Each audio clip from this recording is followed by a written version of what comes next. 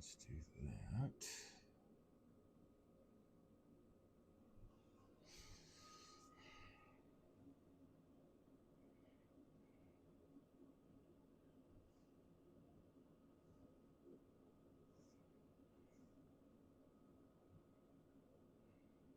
Cool.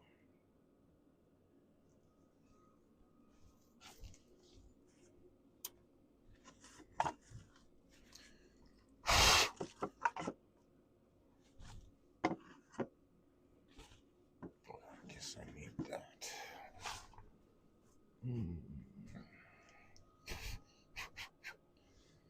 Alrighty. We're ready to rock. Whoops, forgot about that. Howdy, folks. Welcome. My name's Dave. I'm a woodturner. Welcome to the channel. Today, we're going to turn some green wood. And I've got a really nice piece here. I think it is cherry. Let me move this guy around. Put that guy back. And let's just drop it on down, I guess. Oops. I need to take care of this first.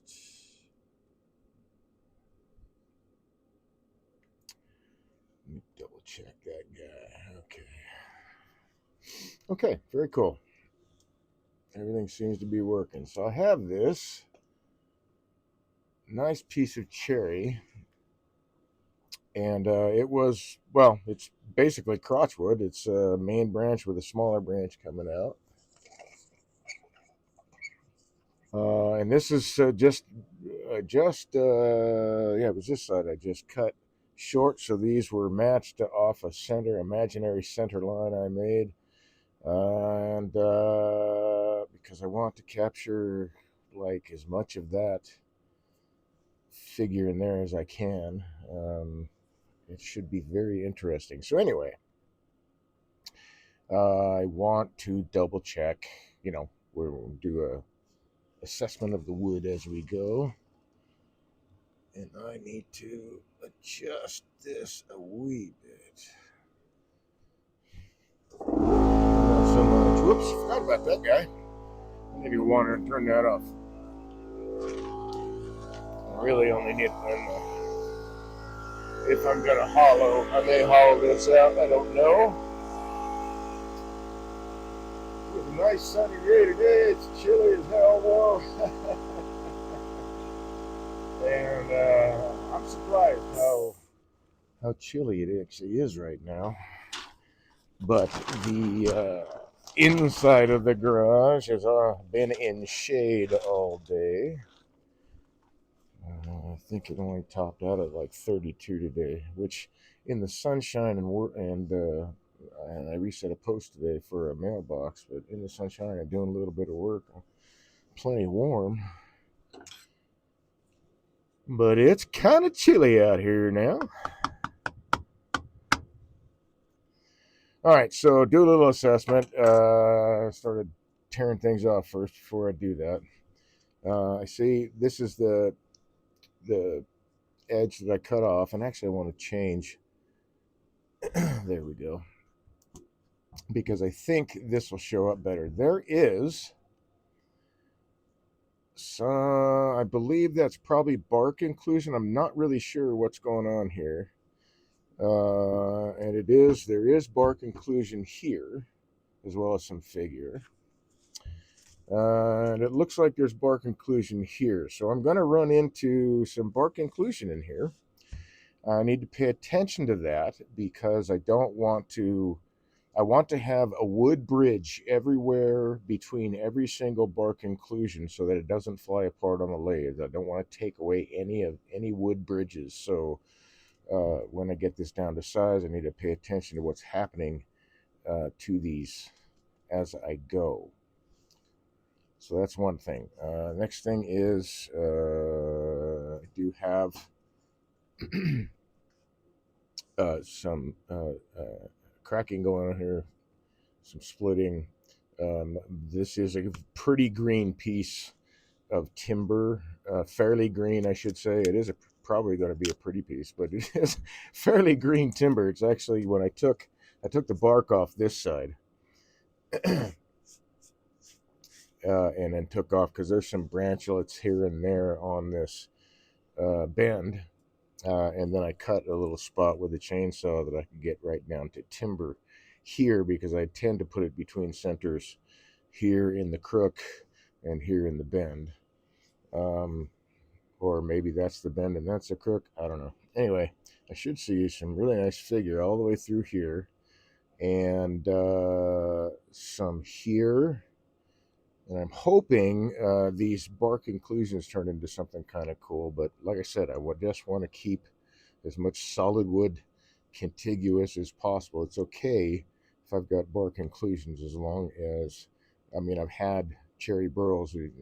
It's nothing that I could have done about it because, um, well, I've had cherry burls and I have turned them and hollowed them, occasionally had them explode, come apart because the inside was mushy full of fungus. And you can't see that from the outside. Once you bridge that contiguous wood, it just flies apart. I've also done it on a hollow form where I've taken away a bridge of wood accidentally and had that piece fly apart. So it's something I very much want to keep my eye on. I don't. I think I've got. I think I've got some critters in here. I think that's what that is. That is a little white something. So I'm thinking that's probably a larva. So that hole probably is also. I don't know if I'll find this also might be, but it might just be bark inclusion and me cutting off the chainsaw and chipping that bark out those little holes. I don't really see them like it's whole, or unless they're stuffed full of, you know, small little pieces of sawdust from the chainsaw. Anyway, so I've taken the bark off of here, and I still need to remove the bark here. And on this piece, the reason I'm removing the bark is because it's already so loose.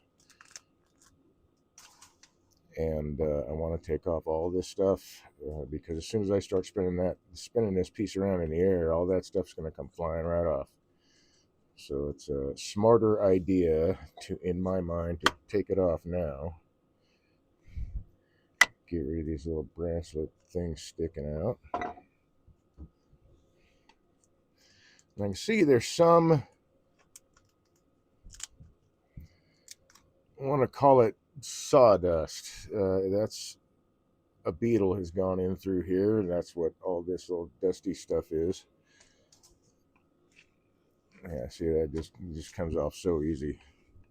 It was sitting on the ground for a little bit, but it's fairly green. I think we, golly, TC Schmo would have to remind me. But I think it's been 4 weeks cut, maybe.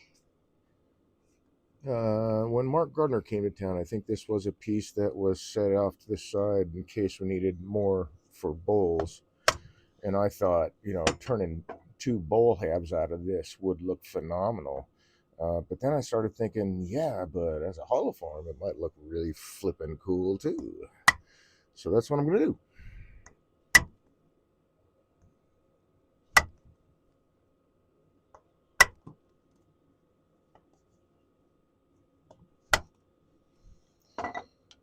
So we'll just get rid of the sharp, pokey things. We're going to find its balance point. Yep, there's one. Not that I'm going to have my hand running across this, but I might have my hand across this at some point when the lathe is stopped and I haven't turned that part away. I don't want to gouge myself. Okay, so it looks like all of the bark is off. So that's cool. But now I see some holes here. So there's a hole there.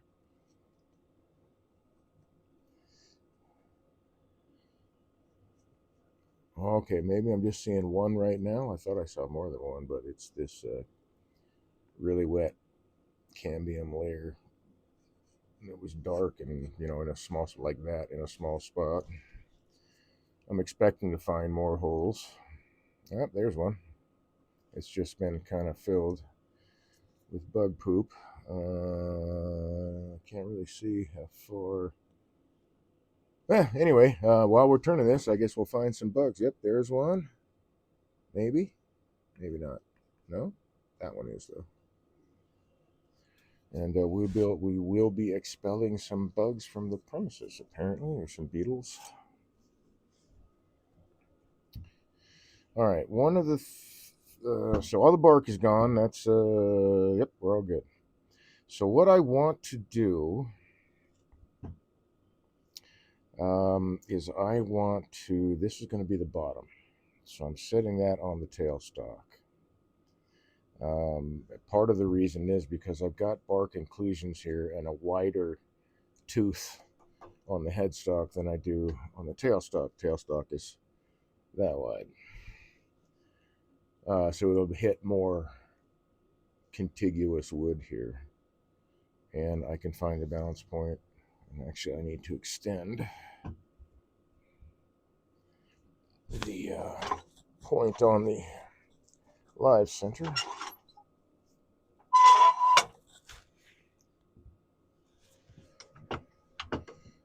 Which means I need to get that booger out of there. It'd be nice if I could use a wrench on this like I can on the headstock, because beating this I don't enjoy.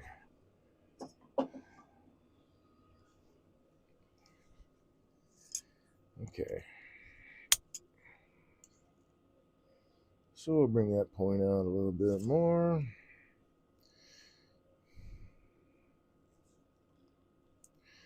I think I'm going to have to eventually take a file to that.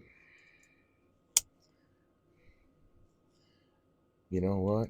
Let's do that now. I say, why not? I say, why not? Get my little, that's not it. Oh, where are you? There you are.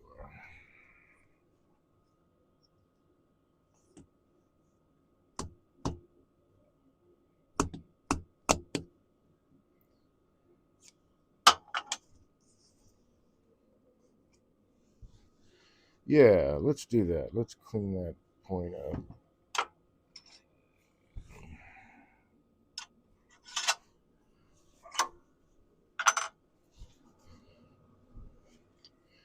And let's use the lathe to do it, eh? Come on, get on there. There you go. I have to remember when I get if I ever get a lathe that has a reverse feature on it. Watching production turners like Dave Dalby and Steve the Woodturner. I mean, they can just hit the reverse, take the thing off, let the machine do the work, and all that.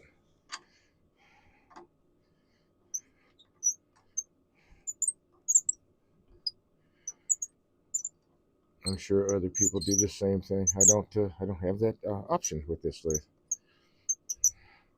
which is okay.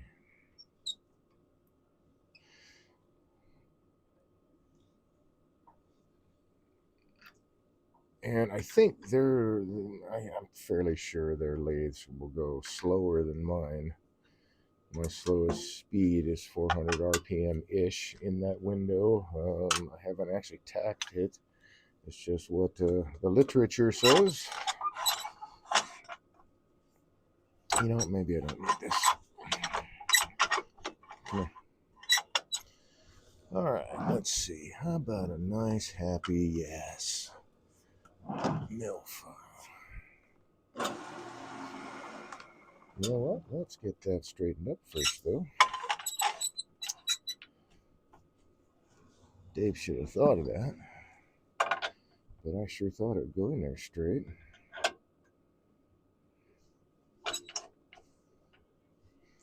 Okay, what have I got down here? Let's see. Yes, that'll do. Nope. Let's go with that guy.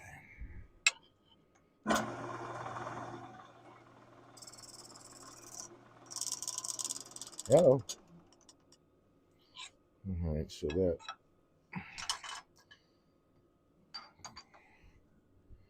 jaw's slightly opened up again.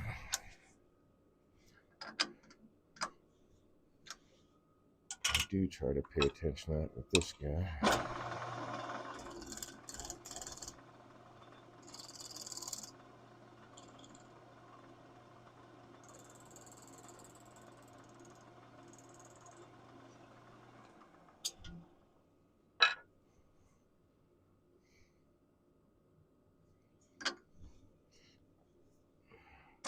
You know what? That's what the problem is.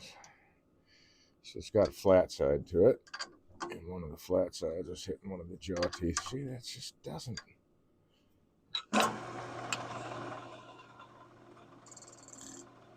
There we go. That's better.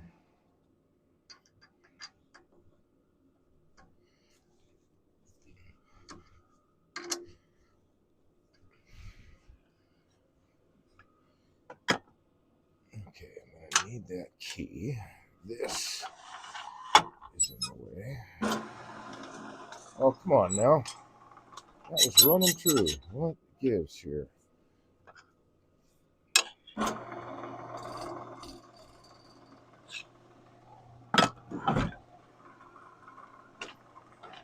He asks. No, it's the... I'm suspecting it is the...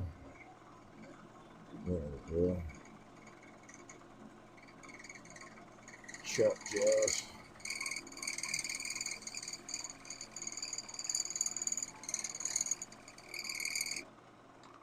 In fact, let's double check this guy again. Yep, I got a little bit more tightness on it. Tiny bit of a crank and a little bit on there too. It ain't running through anymore.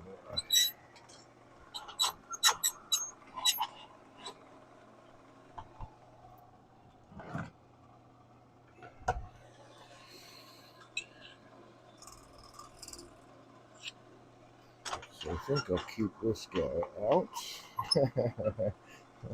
I might have need of that again.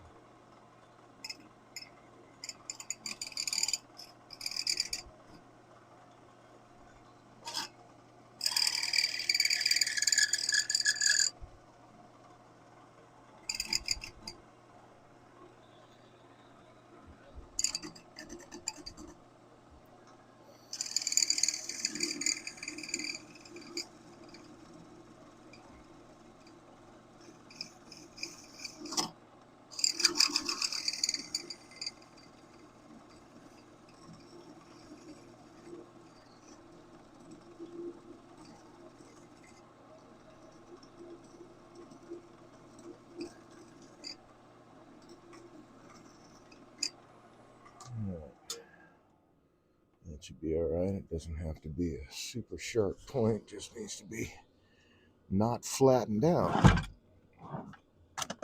Okay. Key.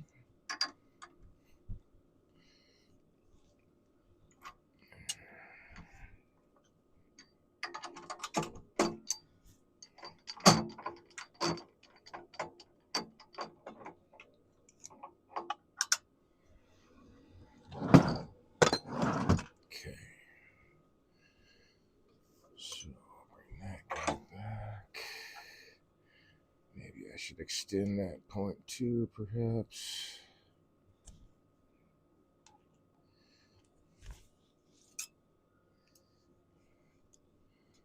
So while I'm at it, let's get this guy in here first.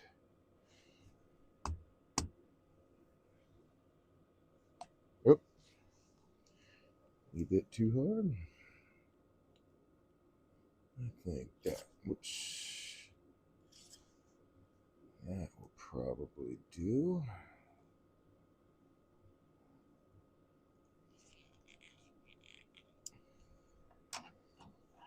All right. Let's extend this one a bit. Since I'm working with green wood, it is going to go in a little bit further.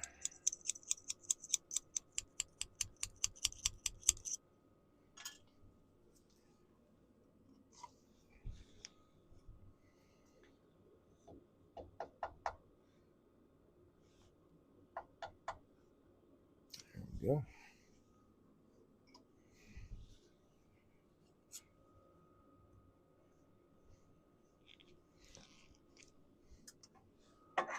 All right, now we're ready to get up to the balance point here. So I want here and here. This extends that far. I think we'll bring it in. Maybe a little too far there, Dave. That should work. Let's go back just a tad. There we go. All right, looking for the balance point. I know I'm not going to hit it the first time. Oh, hello. All right. Let's see. That looks...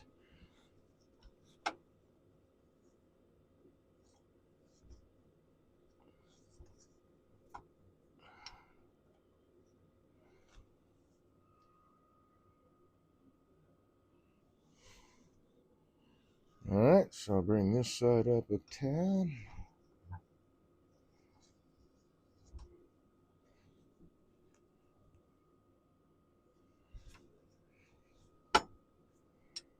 Come on.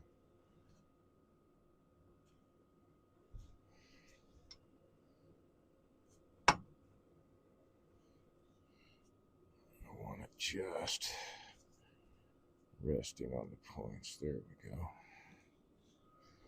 Okay, so we'll bring this side up a bit. Say right about there, maybe.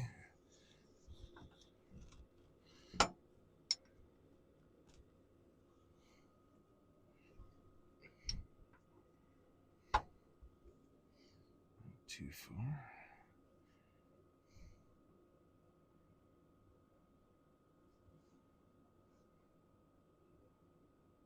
So is it heavier there? Hey, none of that. My hand wheel backed off half a rotation. All right, so I think I'll leave that where it's at because it looks really centered there. Kind of close there, but this wasn't a perfectly straight cut. So I think I'll take this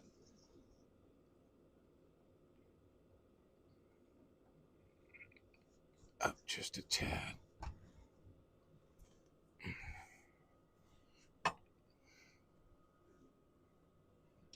Still rubbing on the headstock there.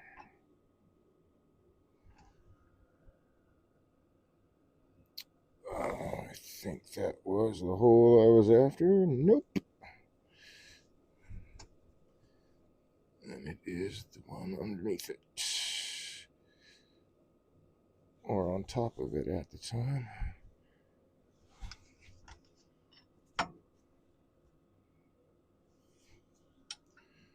Still just slightly rubbing on. There we go.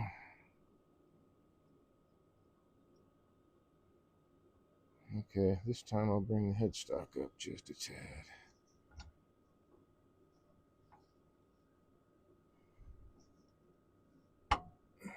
Easy there, cowboy. Okay.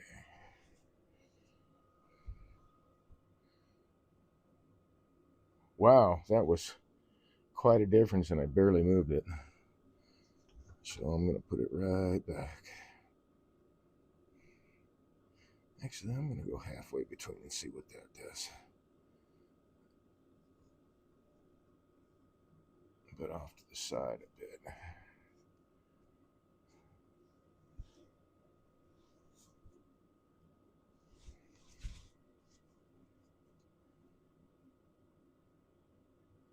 I can feel it's heavier. Right there. So I want to get it in the right spot because the water content of this piece of timber is clearly uneven.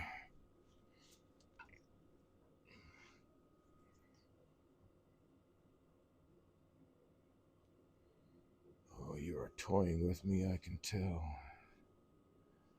Okay.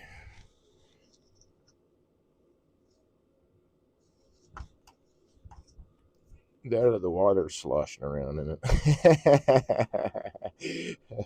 I'm having a bit of a time getting a balance point here. Oh, hello.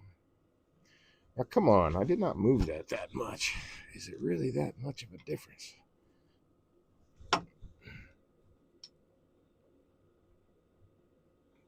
Right on the point. Yeah, it sure was. Flipped it 180 degrees just off that. It looks about maybe an eighth of an inch of travel. Yeah? Wow.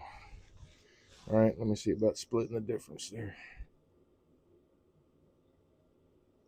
Let's say something like that, maybe. I hope. But you do find this with timber that's green. Um, I have found a timber that I found like on the ground and recovered it. Like the water, the water content will be different in different parts of the tree, so I don't usually use that kind of stuff. But yeah, this one's being a booger. All right, let's see. So I don't want to raise that. I want up. Let's take this one. I'll just keep following it till I get it. I want this to be balanced. It's just going to make the turning a whole lot easier.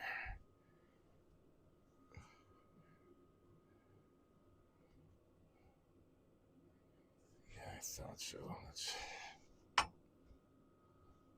trying to get it just on the points. And once I find the spot,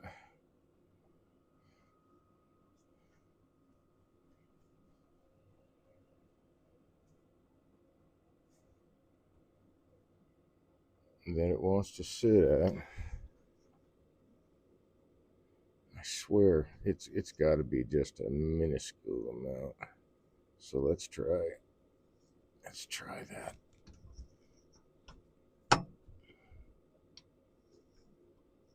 Come on. Nope.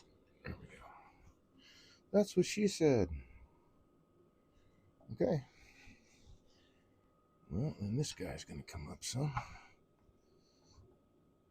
I can't keep moving the same side over and over. No, I didn't move that at all. Let's try that.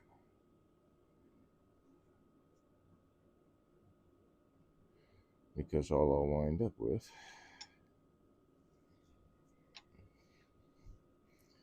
is a bunch of little holes all packed into one spot, and it'll slip and slide around and all that.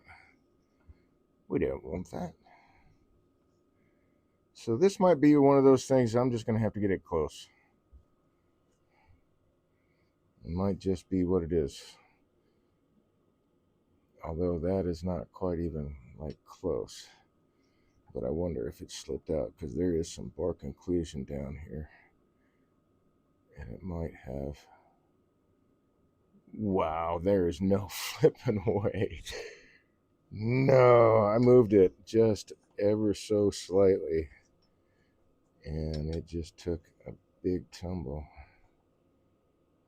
Come on now. This one's challenging.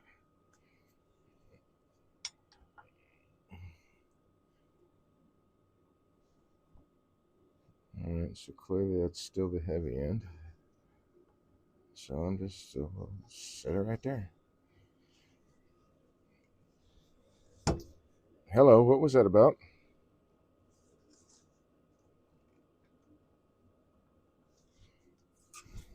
I heard a bumpity bump, like something skipped over a flat spot or something like that, and I'm wondering if my hand wheel just came loose. So, let's find out.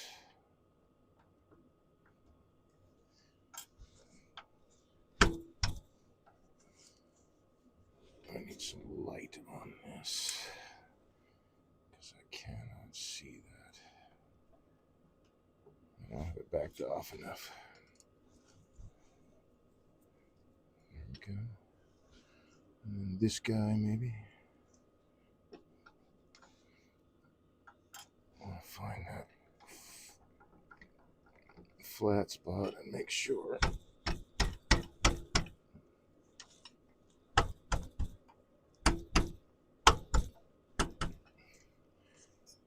Okay, now you're being annoying.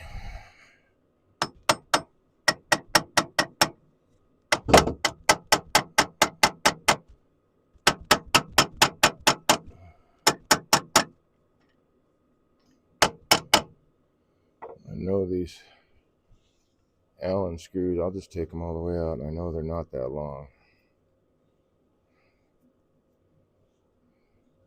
Well, let's just back them where they're about halfway sticking out. Something like that. Where's my flat spot? There it is. Okay. What? That was odd. Ah. Okay. So let me take this all the way back to my 0. And that one is the flat spot. All right. And we will reset the handle.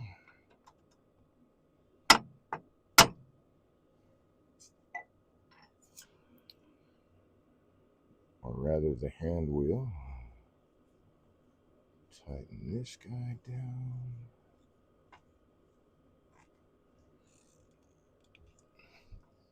Give it a quarter turn. And tighten this other guy down.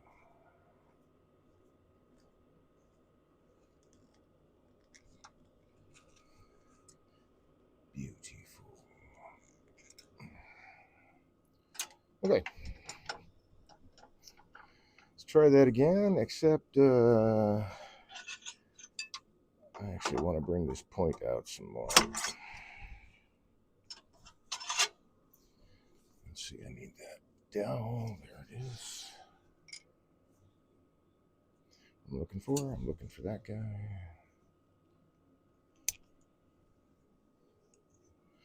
I probably really should have put the points out even further than I have because, I mean, it's green wood. I'm going to sink in. And when you're trying to locate the balance point, you don't want the teeth biting in, so I just need to get this dude out there. Let's see what this do. Oh man, seriously? How did that come loose? Holy mackerel, things are just dogs and cats living together. As the saying goes, why did that loosen up? That does not make any sense. So let's push it out a little more. The flat spot's in the right spot.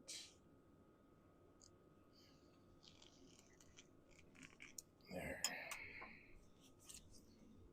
Put the wooden dowel back. Here we are. Let's try this again.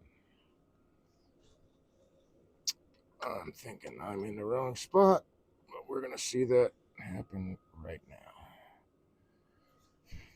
Okay. So how do I look here? Not bad. I think what I'm going to do is I'm going to take this up a bit and just leave that there. And this guy will have to come up just a tad. And I might actually have better luck this time. Whew, boy, I mean, that was 180 degrees, just off of 1/8 of an inch. That's craziness.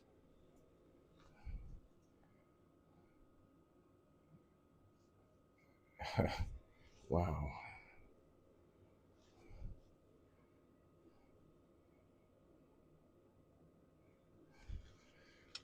You know what? I'm just going to pick a spot, I guess, because I'm poking around all these holes and not a single one of them is balancing up for me. And I'm just going to have a... That's just insane. I've never seen a piece of wood that had that much water imbalance and was so difficult to get onto the balance point. This is crazy.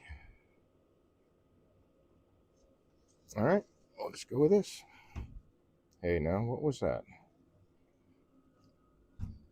All right. Oh, I can turn that light off. And I got that light on. Okay. So now we're between the points, between centers. Let's make sure we're secure.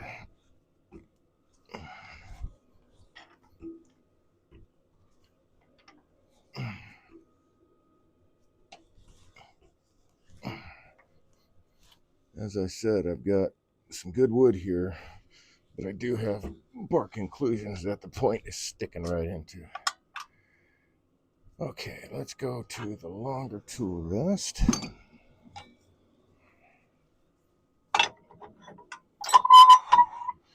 And while I can get underneath here,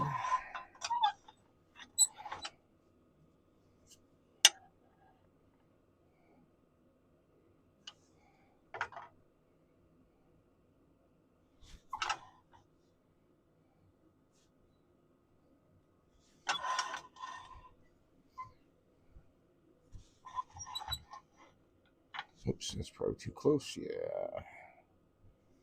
That's going to clear, that's going to clear, and that's going to clear. Yes, yes, yes, yes. Okay.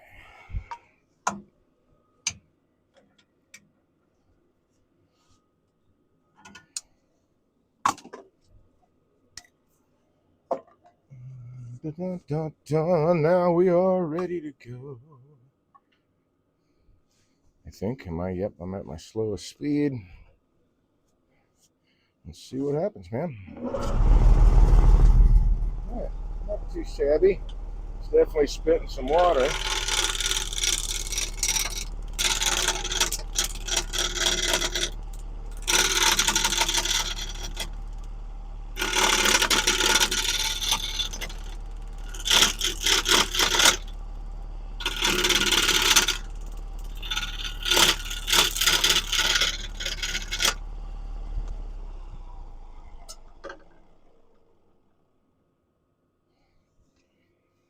Just got a bit of that side worked on. Let's get this side.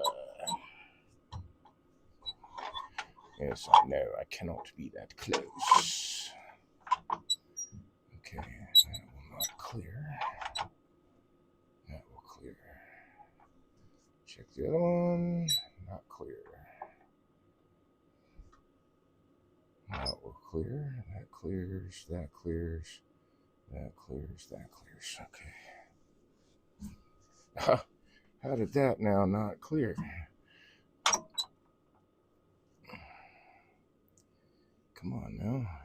You are playing with me. Let's see which one is closest. That guy. Okay.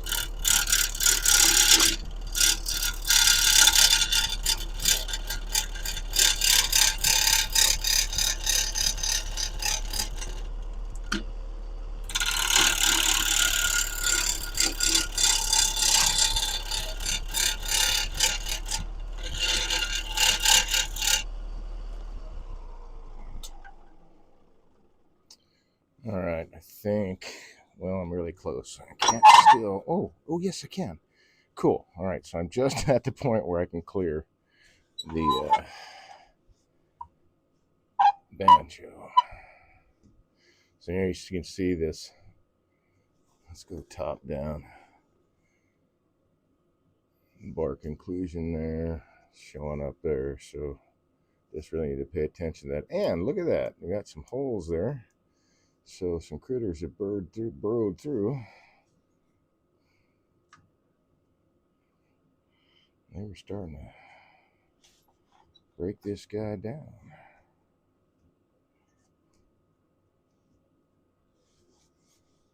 Okay, everything clears. Everything clears.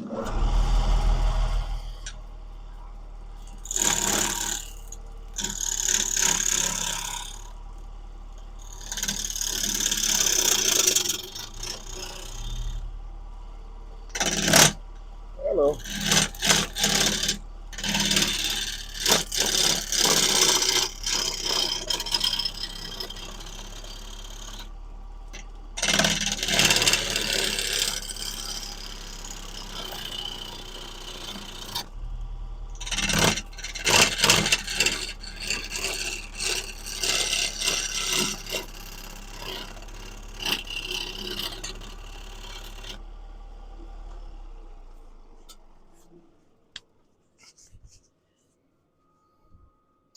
All right, now we're finally getting that bit round.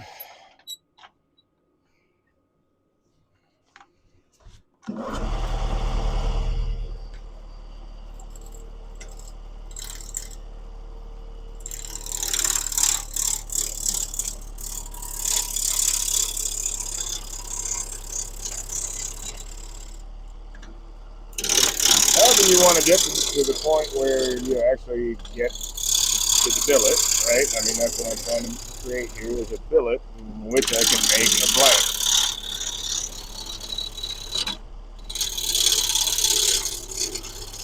There's a lot of ways to do this.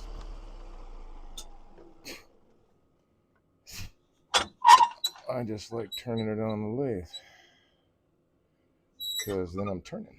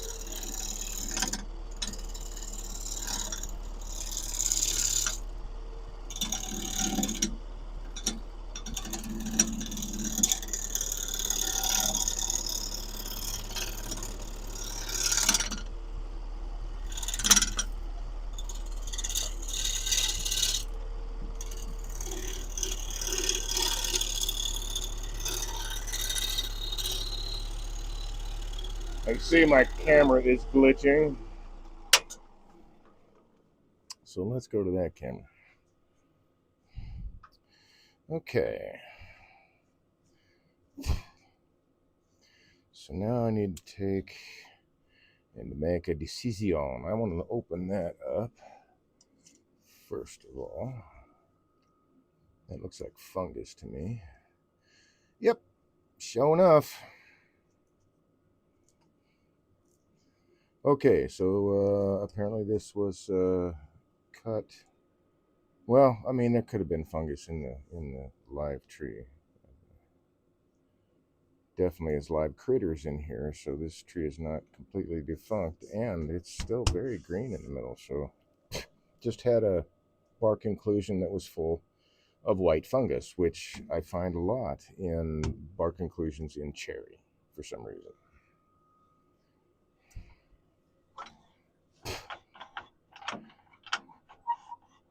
Okay, this will clear, that will not. That will now clear. Let's move that guy away.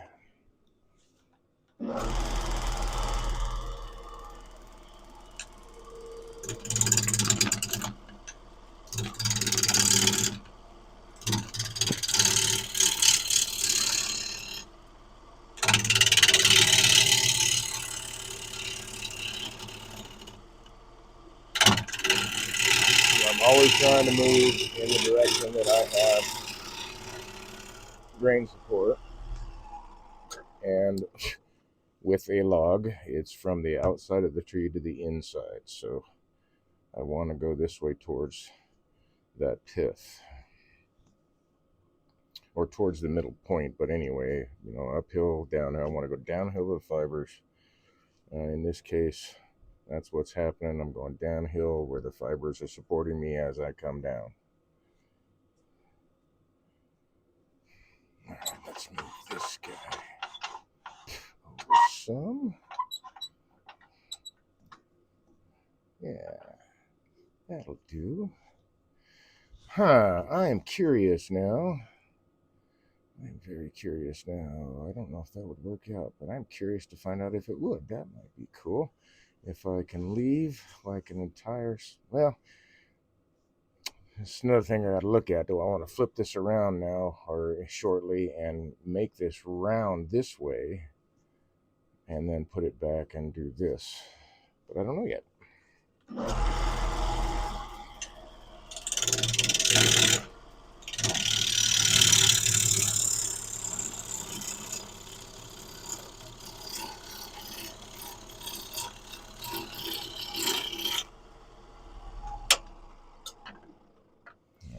It's time to turn that down, actually.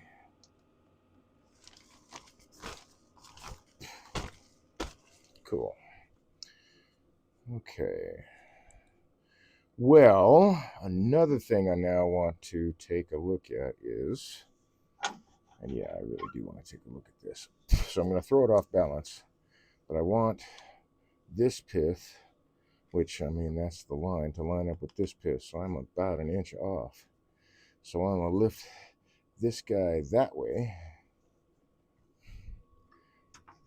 So let's go about that far and see what that gets me. I went the wrong way, did I not? No, I cut it in half. It just didn't go far enough. All right. Pith.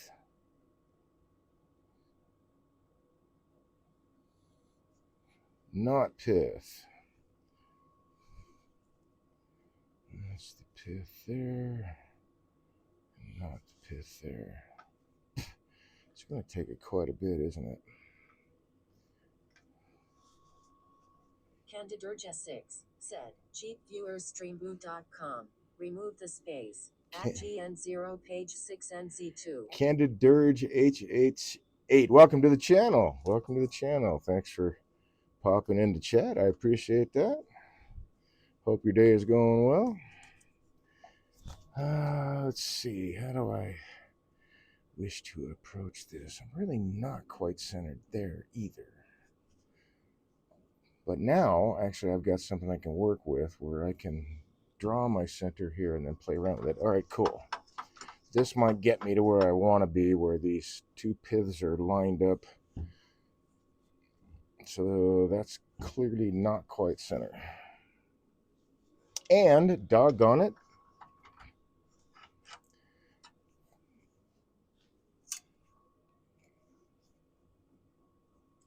that point got pushed in again. What in the world? I know the flat is right where the set screw is.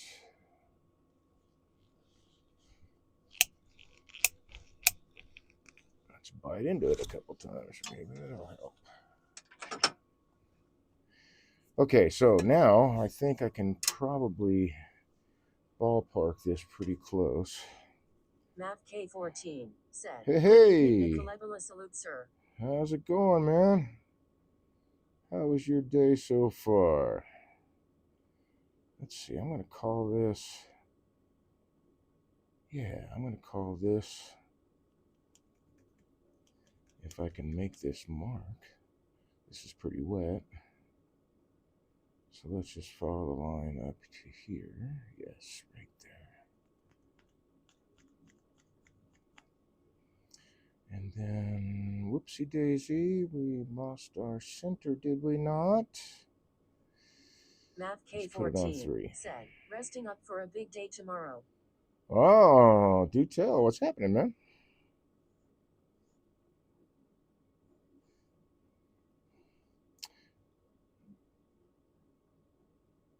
There we are. There. Very, very cool. Golf tournament? Frisbee golf tournament. Skiing? Okay. So we'll call that the halfway point there. Math K14 said, I'm going to reach 100 miles swam and record it. Wow, no kidding. Wow, I've never swum that far in my life. Well, probably not all at once anyway. Maybe, maybe. You did used to swim a lot when I was younger. It's been a while. Okay, so that appears to be very close to, if I ignore this, very close to geographic center on this guy, but I'm going to still put around, that's 2 1/8. 2 1/8, that's center. So this is 1 and 5, and this is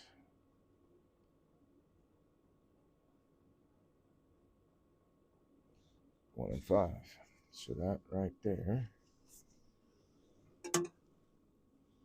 should be the center of this puppy Math dog. K14 said, since last February. Oh, wow. Okay.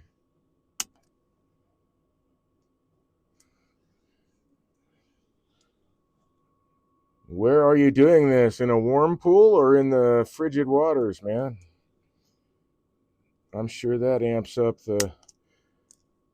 I'm curious because I've heard of like the across the channel between Britain and France. I think that's the channel that people try to swim. I can't remember which channel it is, but anyway, setting records and Math whatnot. But K14 I'm said, not the warmish same thing. But YMCA pool. ah, nice. So nice, comfortable water. Okay, that's my new center point. Let's get that driven in there and double check it. Yeah. I missed it again. There it is.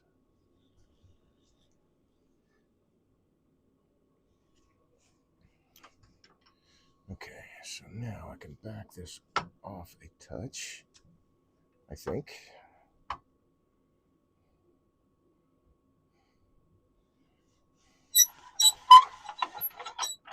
I think the balance point at this point doesn't really matter.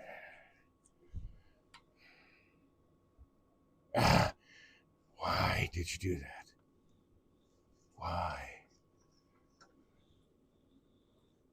Because it's a bar conclusion, Dave, and that happens every time you break through bar conclusions. Okay, so that is there. And that's about an inch, so I think I will take this guy up about half an inch. Let's try that. There's the pith. Almost sounds like baseball. There's the pitch. There's the pitch. I'm close, but not quite there. Okay, so I need to, yes, raise it up just a little more.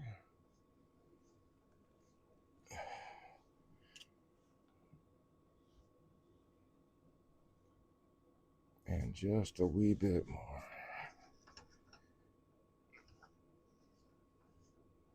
Like right there, I think.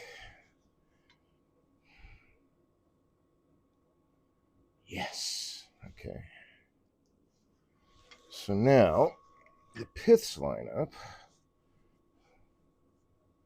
Well, now that's interesting. Oh, well, yeah, yeah. So it's going to be out of balance till I get this mass turned away. Come on.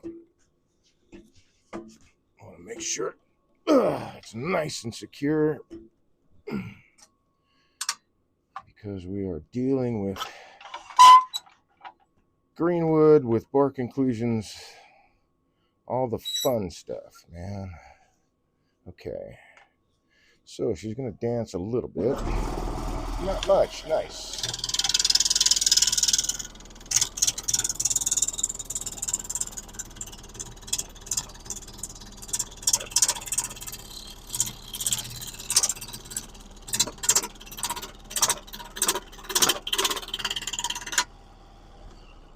Take most of that mass off of there. Okay, now. Da da da.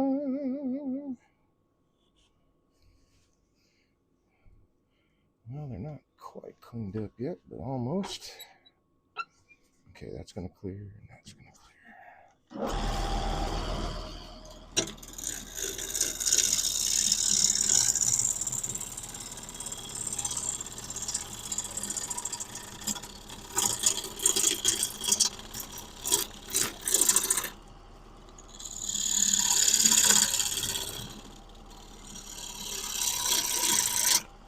All right, I get it. I'll take one more slice here, and then I will change it out.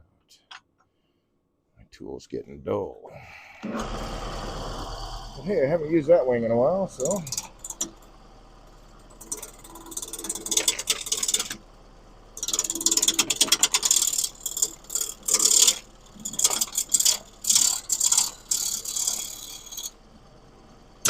Hey. Hey.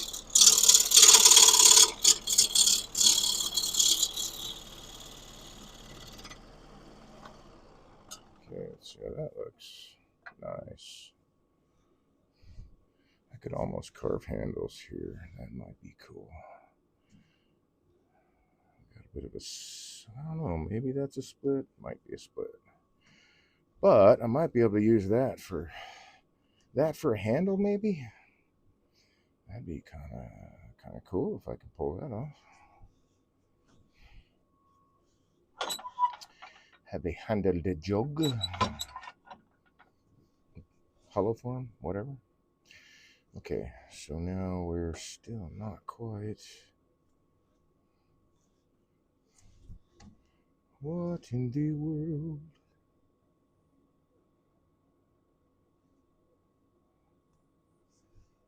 You kidding me, right?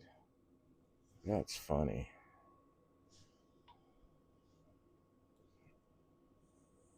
Well, it looks like I might have missed it a bit. We're going to. Nope, I guess we're not going to fix it. I'm not going to go any further there.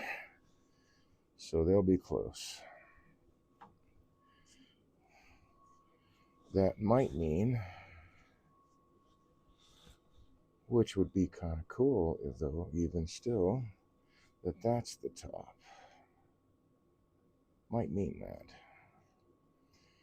So there's lots of little beetle holes going through the outer wood and bark, and you see some more of that white fungus. This is a branchlet that was growing out, got trapped in there, and started rotting away. You can see all this. I wonder if you can see it from the top down better. Nah. Well, wait a minute.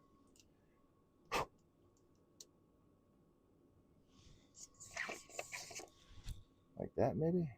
That help any? No. Oh, there we go. All right, so you can see the figure that's right here.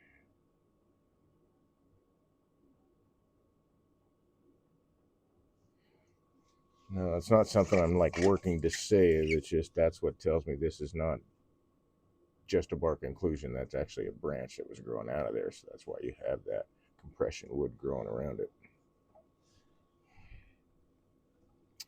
Okay. That is a darn good question. But if I use that material to carve the handle, in fact, what I think I could do,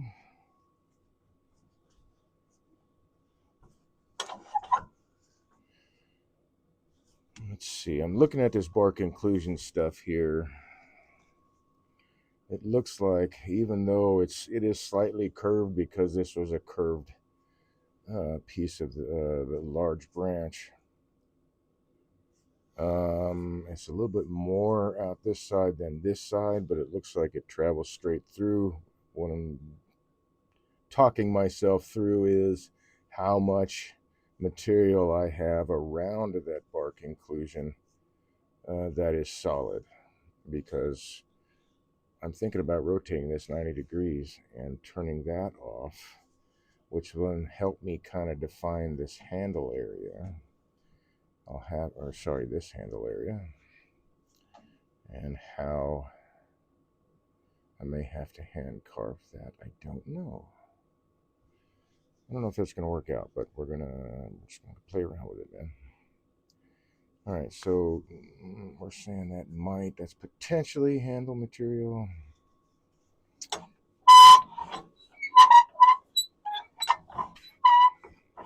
I think what I'm going to do is cut a lot of air.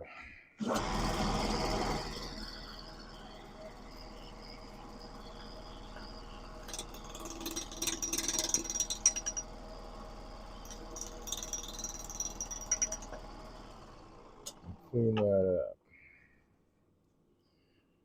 Now that gives me a flat surface my eye can follow a little easier.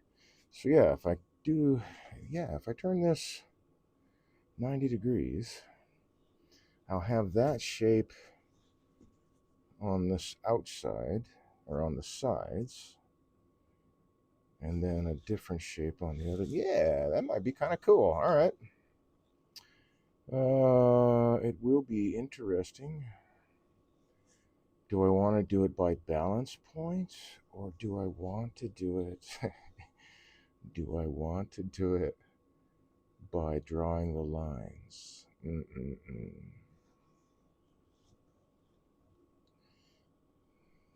I've got to turn some of that away already, but I don't want to turn away too much. If I turn it sideways and those points bite in pretty deep, I've got to remove that depth of material to get rid of the marks from the points. So, thinkity think.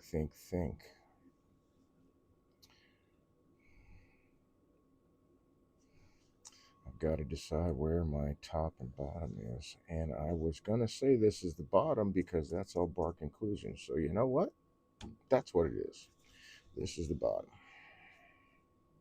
I really feel like I need to hollow out through where the bark inclusion is, even if that means that that hole might be a little bigger than I want. I don't know what that means, actually. Usually I try for fairly small holes on stuff like this, but that's not like a set rule. It's just something I kind of do sometimes. I've lost things off of the lathe because of vibration to the lathe, so let me grab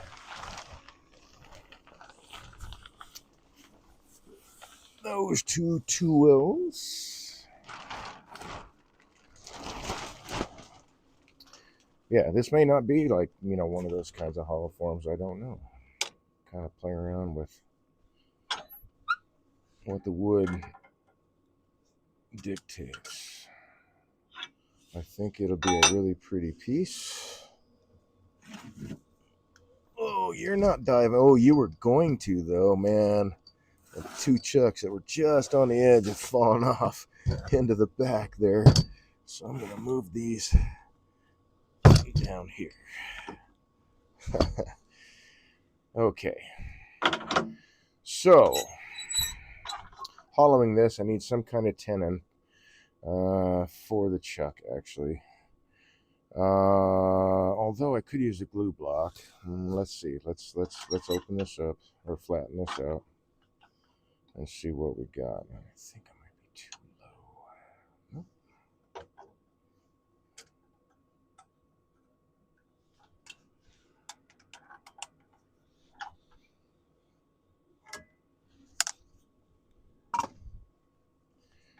Clears and clears, but I want to move it here, I think. Yep.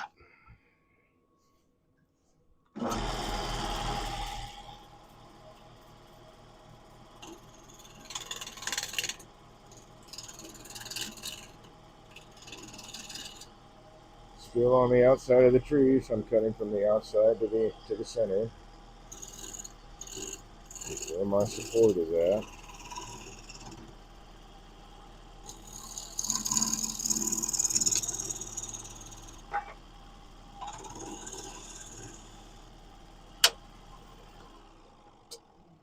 So you don't need to be up here. Man, that's well, I've got the material that I can remove though, so that's not a bad thing. All right.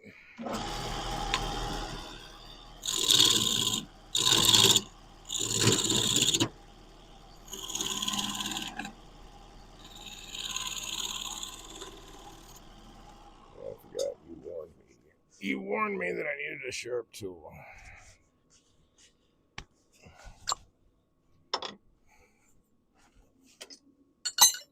So we'll get one. Okay, that's not going to be enough to hold on to.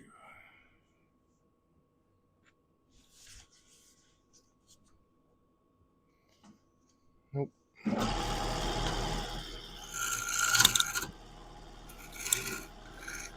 Hey.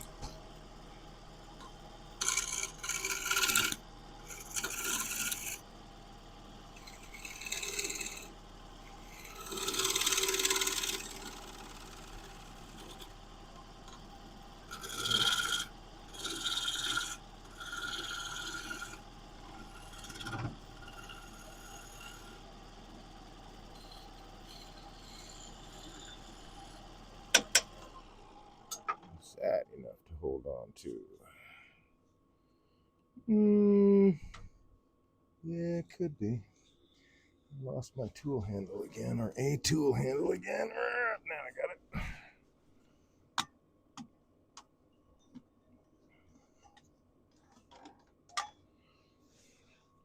So I'm still a little bit out of balance with this piece.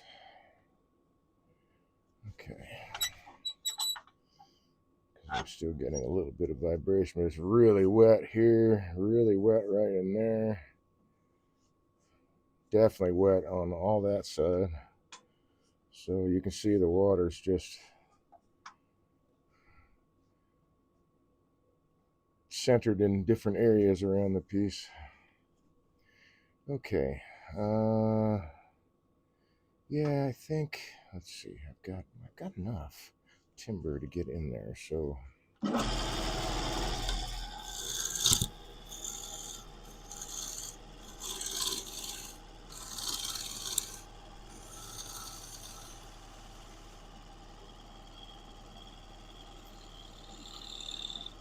think the handle just wants to sit out in the shaving because it fell off again.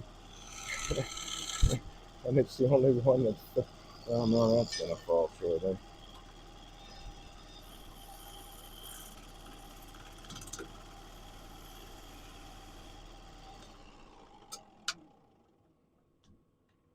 Okay, that's definitely enough to hold on to.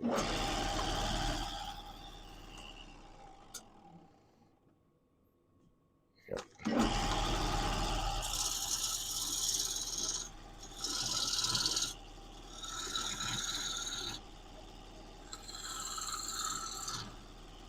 Getting into some of the figure, but I'm also getting away from That's strictly cross grain, not cross grain, flat grain, where the closer that you are to the edge, the flatter the grain is, and when you grab a compression hold, the easier it is just to tear those layers off because it's just those outer layers holding on. And I'm further into the timber now, so that takes care of that. I hope.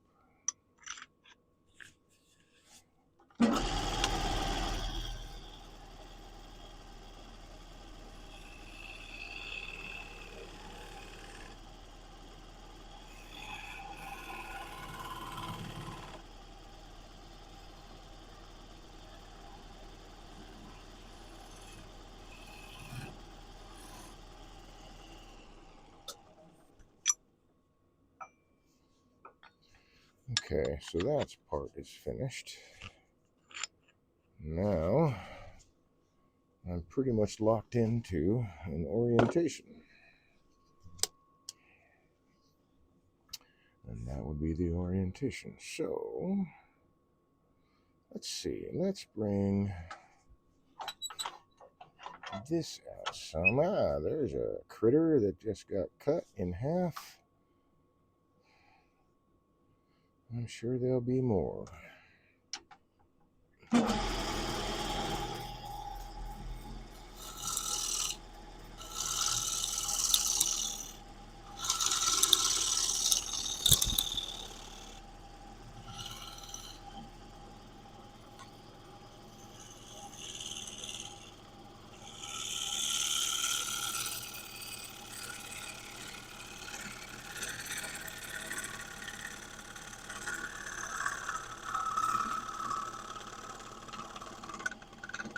So I'm paying attention to where I'm at on the tool rest.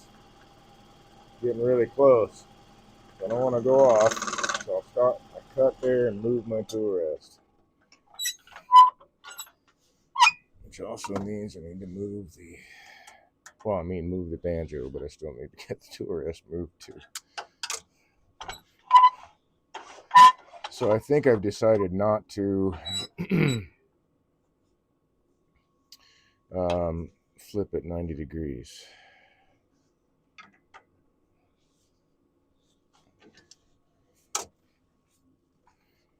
I think I've decided that.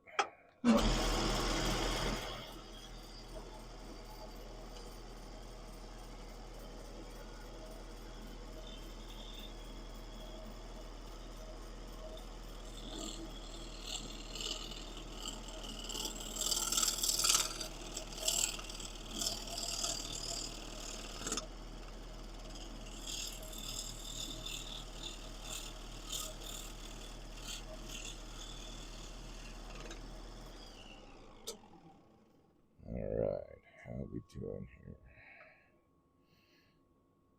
Okay, so I got some splits going right across that pith, but I'm expecting that to stay. But I've got a whole lot of wood here that's in good shape, so I'm not really concerned about that much. It looks like I'm going to have to do some carving if I want to make this the handle. If I want to give it a handle, even. Might be cool, though. The more I look at this. Huh.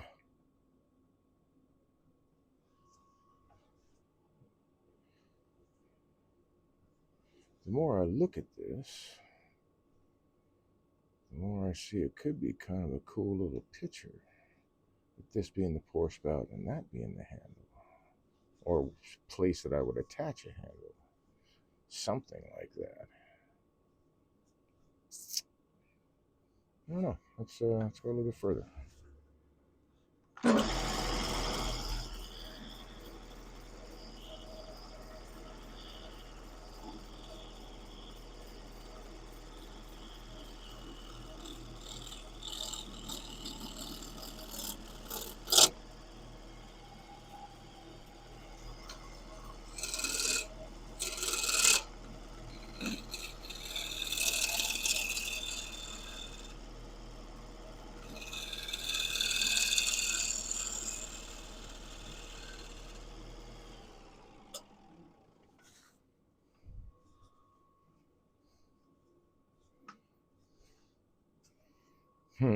I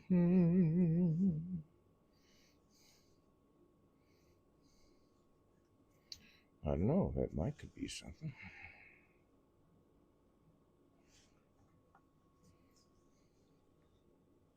Maybe.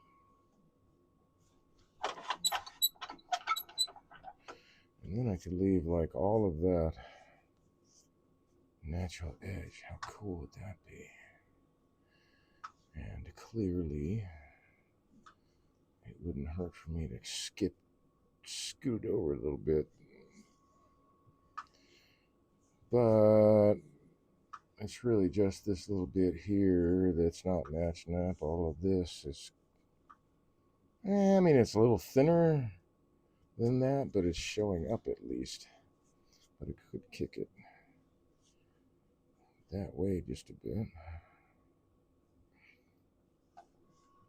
to make that more even, which is going to change my tenon.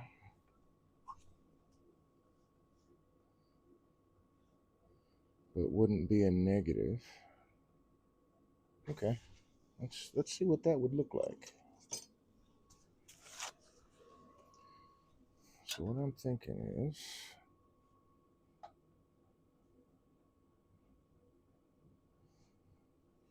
that I would have to kick this side up a little bit.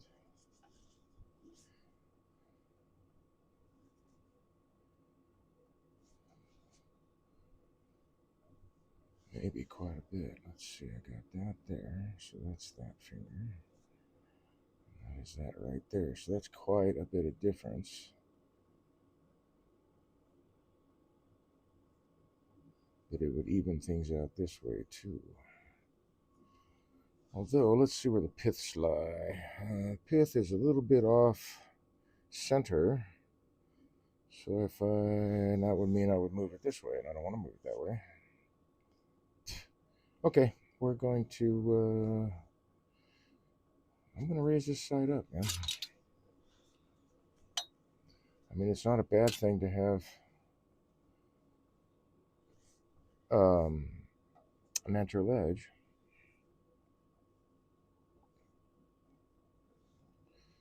But I think I'd like to be maybe a little bit more balanced. Now, of course, I say that, and I'm looking at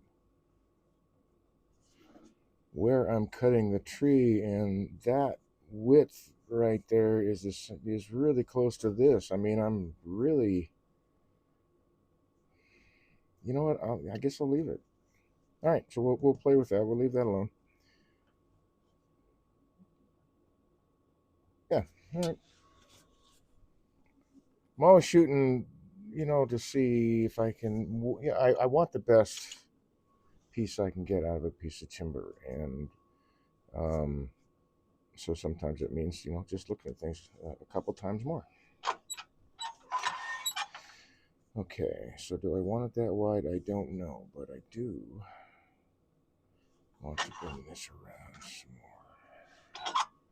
Well, if it's going to be like a picture kind of a deal, which it could be, it very well could be. All right, let's take a look at something here. If I were to carve in this way, let's see, point the direction I want to go, so there, that would bring me into here. I would have to attach a handle. Okay, that might happen. But I think I'm betting more on that it probably won't. I mean, that could look really cool, but discretions. Let's make this cut anyway.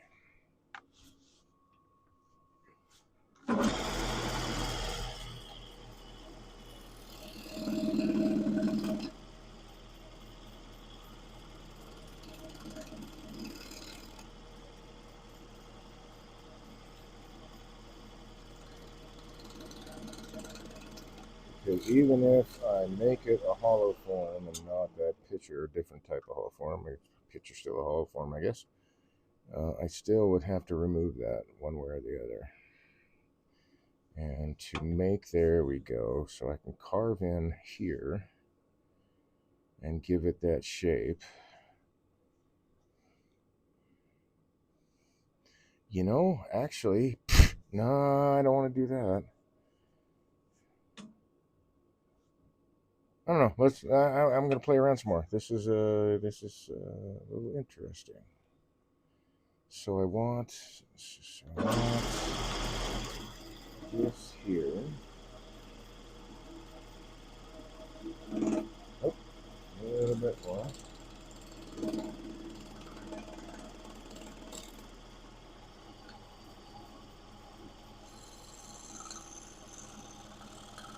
At this point, I'm going where there is no grain support.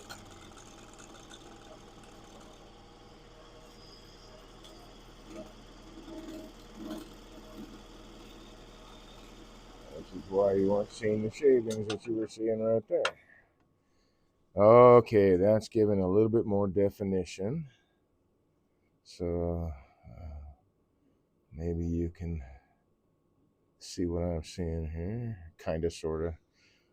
Basically a picture shape-ish. I'm sure it would probably benefit from turning it 180 degrees. I think I may wind up doing that. Yeah, I think I may.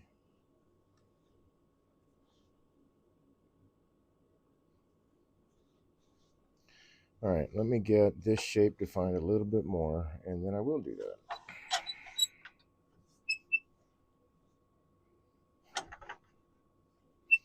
Getting some nice figuring here already.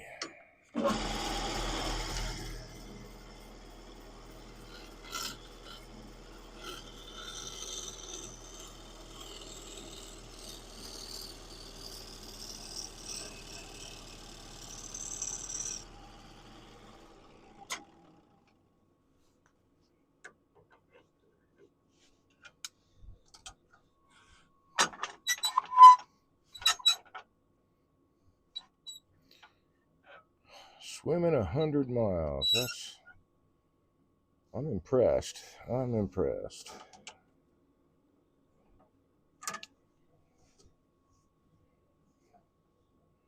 Get after it, I say.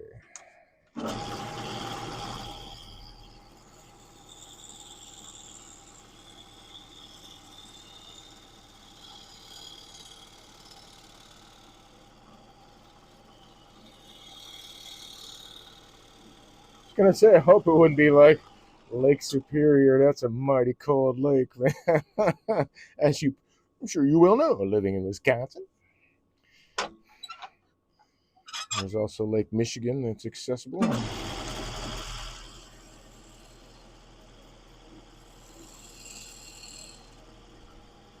It's still apparently winter here, so I don't know. Don't think I'd be getting in the water. But a swimming pool would be a different story. If I swam in swimming pools anymore, I just don't want all the chemicals, man. Although I guess, well, I don't know. I don't want to say that as far as chemicals go, bleach is not bad because that's just a terrible thing to say. Uh, but I guess out in some of these rivers, you might find chemicals in the water you don't want, and I'm not trying to make light of it. It's just a real shame that the natural resources that we all rely on, water being a big deal,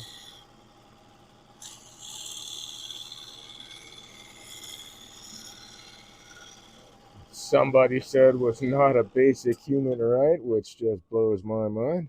I think that was, well, no, I don't want to say anything because I don't remember who said that. Somebody said that. And I think they're nuts. All right, that's getting a lot better, a lot closer to the shape that I kind of want to see on this side. I think I'm going to work here a little bit more, which means I'm going to bring my spindle gouge in, I think.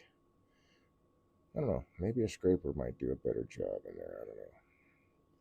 But let me clean this up.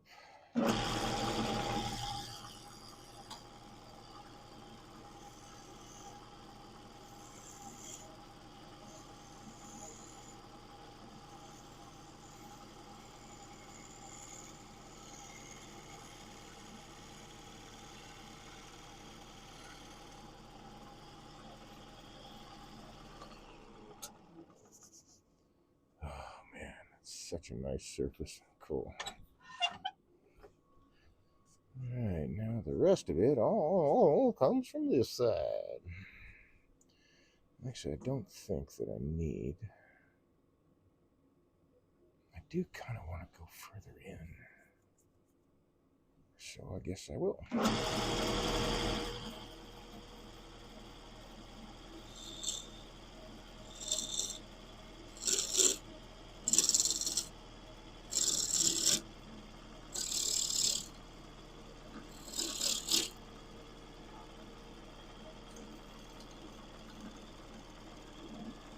I really have to look at the ghosting here.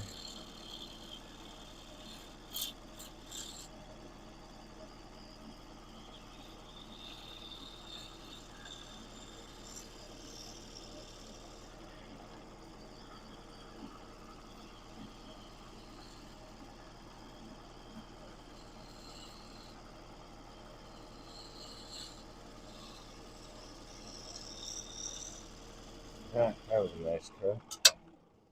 How's this look? Lovely. Okay, that's actually really, really close. So I just need to work here a little bit.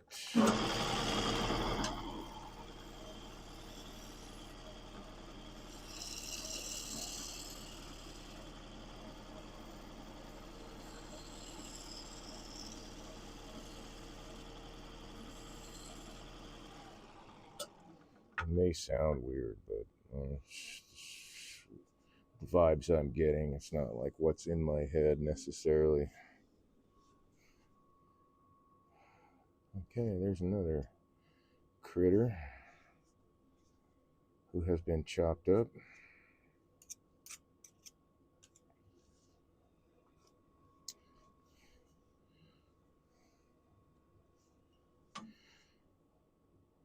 Okay, a little bit more here. I think I need to take this down a little bit more to match that. I think I want it more round than like squatty or too high up. I don't know, man. Let's see. How do I want to do this? I mean, I'm really close. So, okay.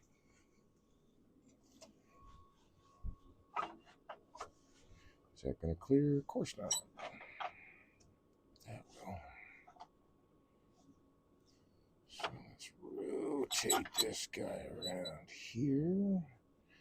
That clear down there. Yes, yes, yes, yes. Okay. Groovy.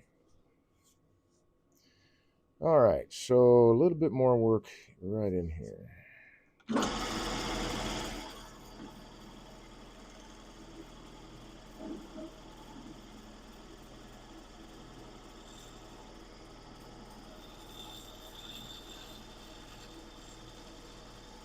Yep. Out of my cut. There we go.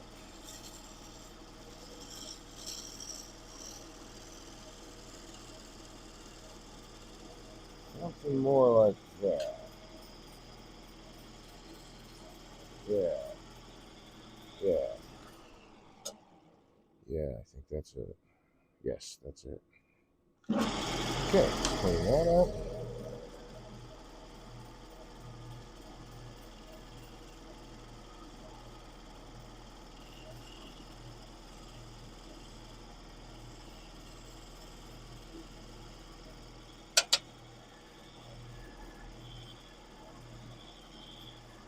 Think for that.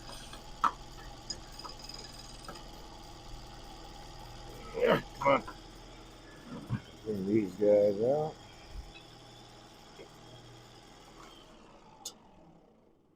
Which means I'm sure I'm at the right height. I am not.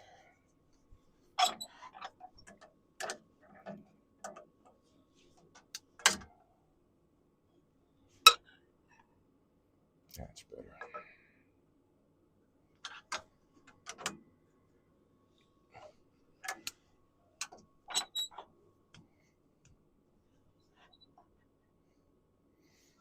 So that will clear. Yes.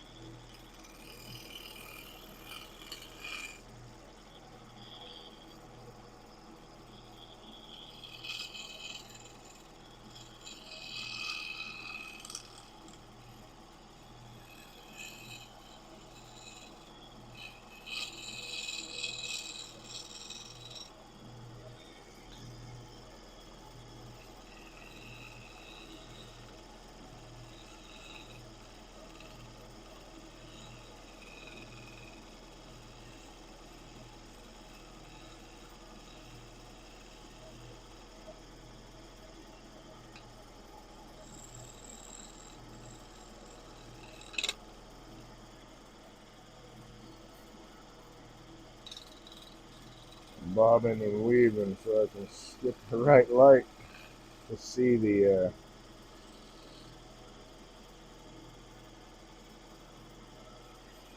ghost.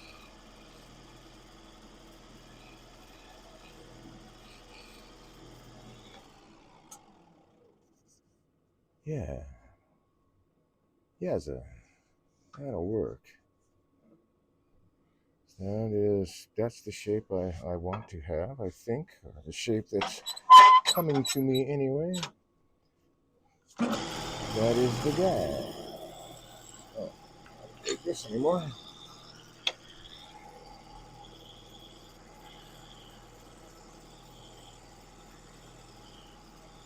I like being able to remove my handle. It makes it so handy to be able to scrape and shear scrape without the handle getting in the way. It's a very safe cut to make. I can't get a catch.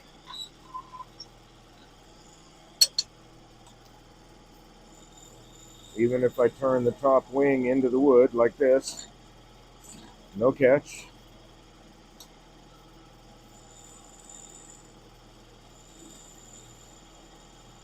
So both wings can touch and it's not a disaster. I don't want both wings to touch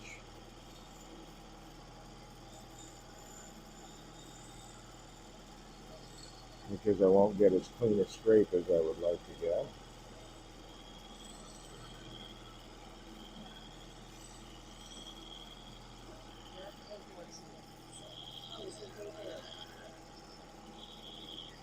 Not bad, man.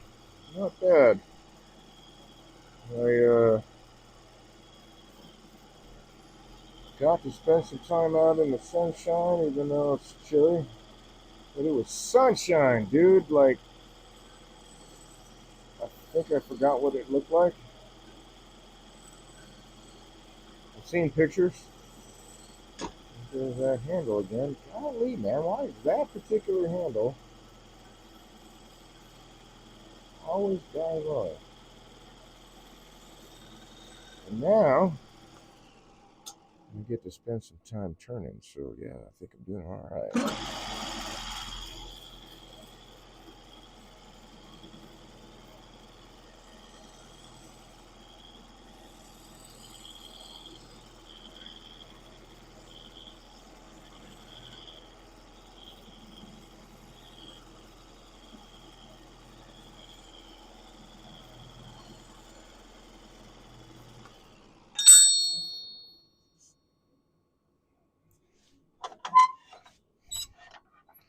Let's see, that's got to clear. Yeah, there we go. I'm paying attention to this bit. It's spinning around. I don't want to get anything on the other side of that tool rest. I want to keep everything over here. Is that? Well, I'm pretty sure that's going to be a cleaver and a half. I bet that would go right through a joint in no time at all. I would bet. If I was a betting man.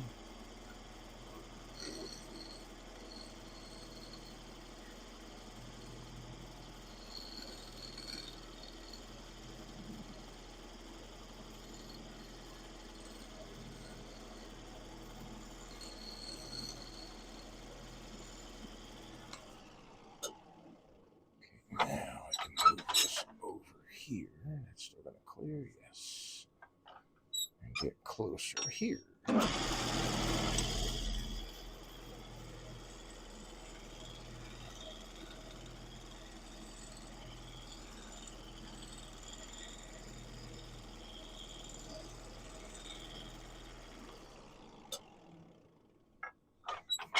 Spin around some more. So the best way for me to get a good cut would be actually take this all the way to the halfway point, which is the pith. Because then I'm still going downhill to the fibers all the way up to the pith. Even though it looks strange and unusual. I need to actually adjust this here a little bit.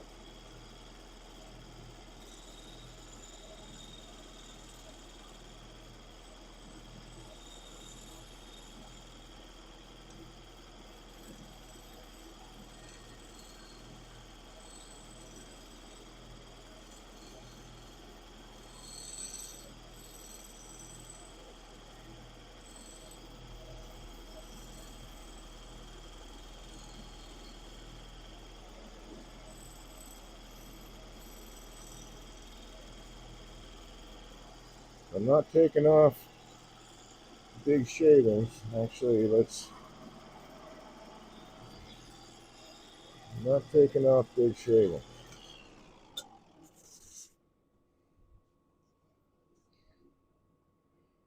Okay, clearly I'm going to have to come up this way.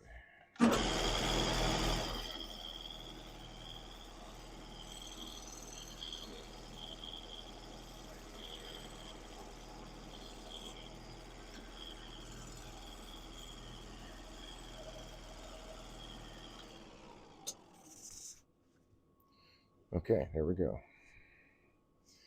And that's pretty clean, but I'm going to clean that up too, I think. It's pretty clean, but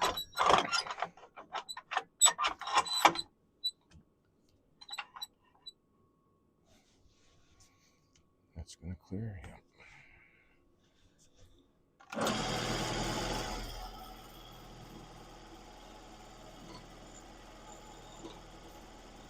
Yeah. What makes more sense right there?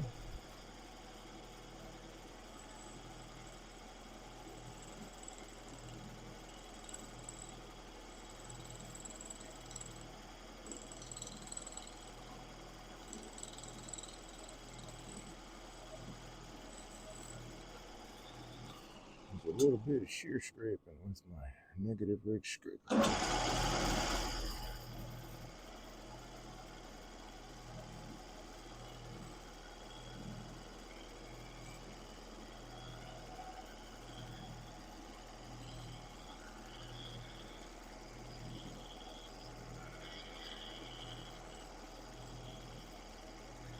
So I'm not sure if TC Schmo is in the background there lurking around, but if you could let me know if I need to be there at 9, you want to leave at 9 o'clock? Or I should be there at 9 o'clock? Or do you want to leave earlier? Come Friday morning.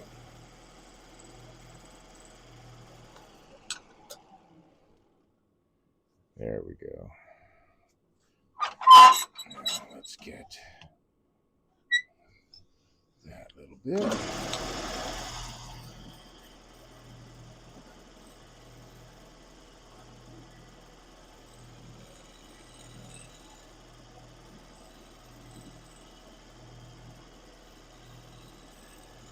Very light touch.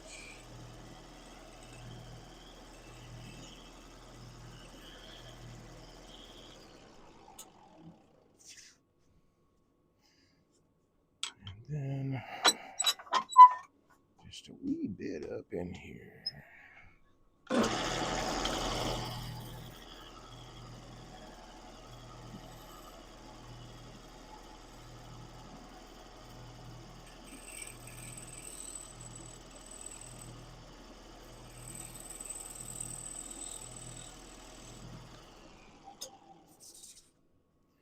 Okay.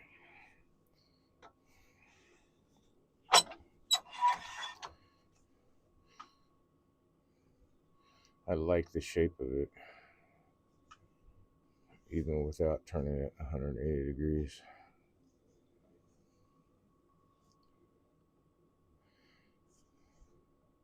But I'm going to turn it 180 degrees.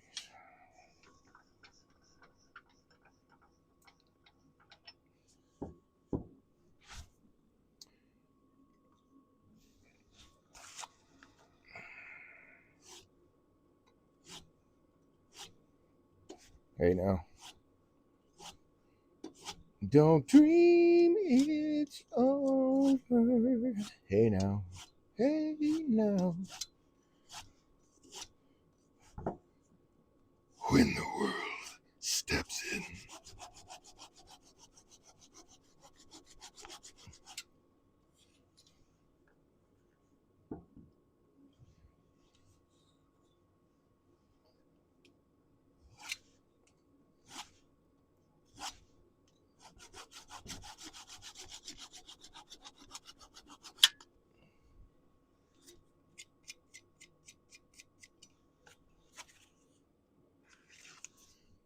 Okay. So let me find that. If I can. Nope. All right. As long as I'm not going to twist my foot over on that. Don't want any of those little round things or anything on the floor that I can rotate my foot in a weird direction. That would not be fun. Okay, where you at?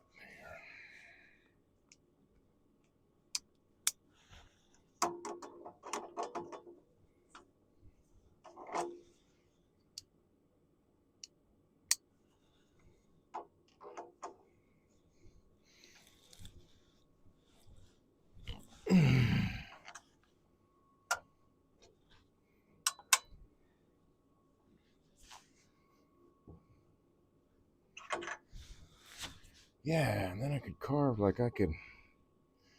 Yeah, this could be pretty cool. It could be pretty cool. Could be just a hell of a practice piece and wind up not being able to complete it.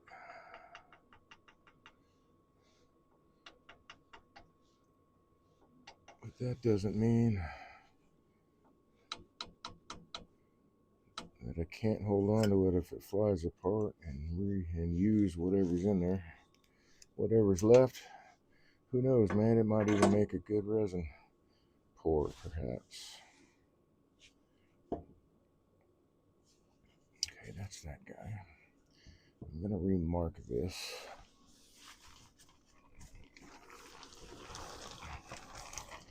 If the pencil, the graphite, what is that? Clay and graphite? Is it graphite even? I don't know. I don't remember.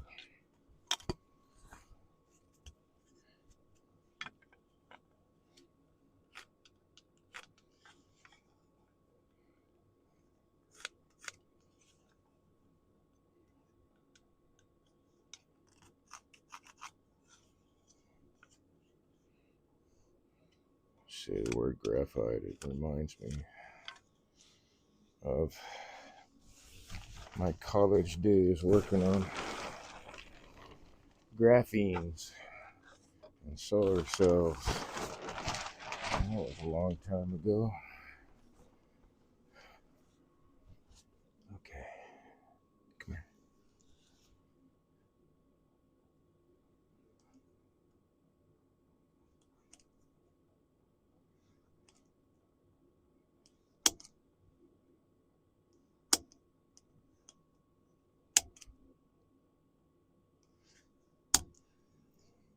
Okay.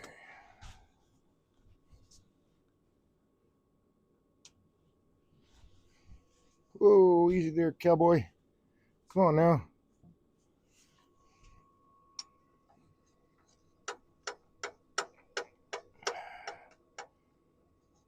Hey, now, that's not even the center hole there, pal. Yeah, you're close. That's it. Nope, still close. That's not it. That's it.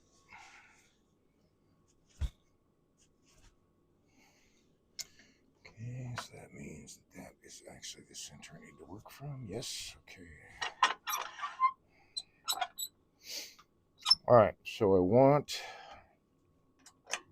I think what what makes sense to me is if this is, there we go, level that way. And you know what? I have a way to check that. Oddly enough. Oh, how did it get dark? Oh, because it's 9:40. House is dark.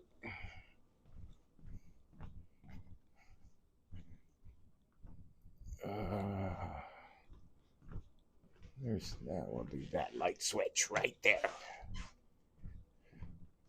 Where to put the bag?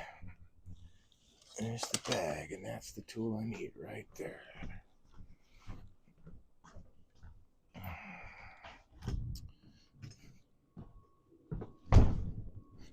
Okay. So, if this line is level,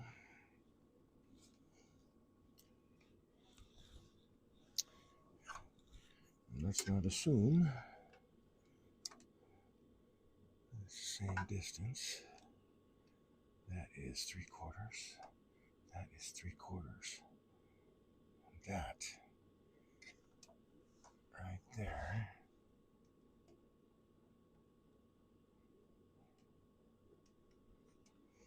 is very, very close.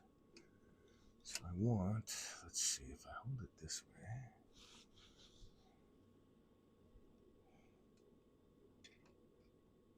And I say that is 3/4 of an inch, and that is 3/4 of an inch. I cannot go that way, I've got to go here. Okay, so that's really close. Okay.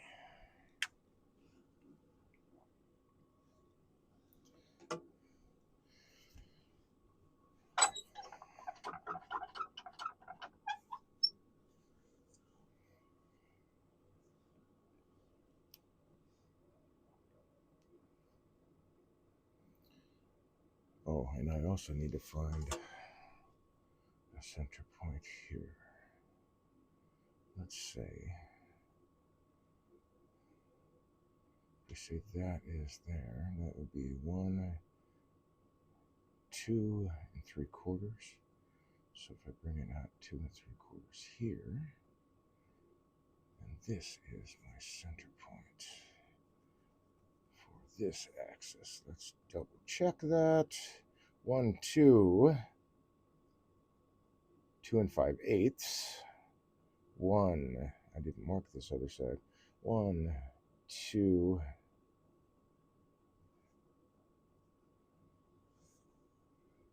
actually, it's not what I want. I want this right there, and that is 2 3/4.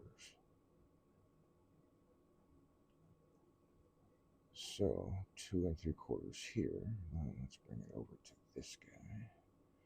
Would be right here.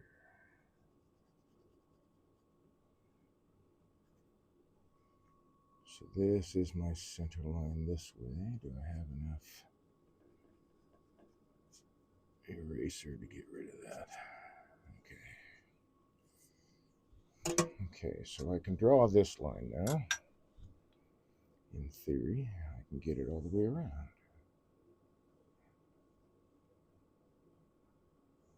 See if it matches up again. Oh, I did well that time. So there's my center line there and center line there. Now,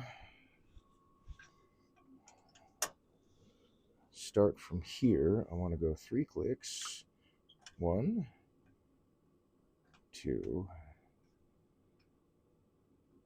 and 3. Which puts my center line there. And now I got to go 6. 1, 2, 3, 4, 5, 6. And there's my center line here.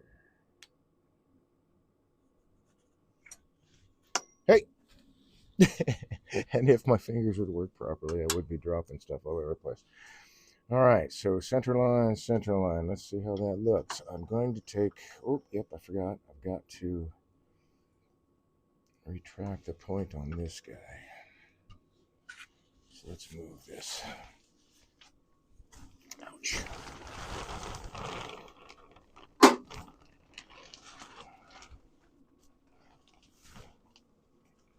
And I'm probably going to need this, which means I'm probably going to want to move this. Still got some weight to it now.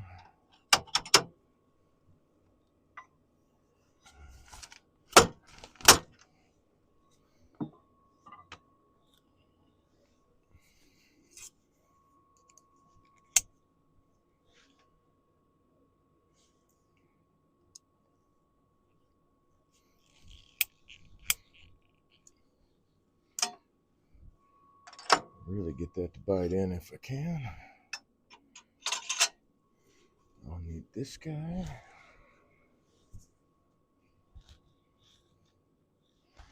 That still might be a bit much, but let's mark it.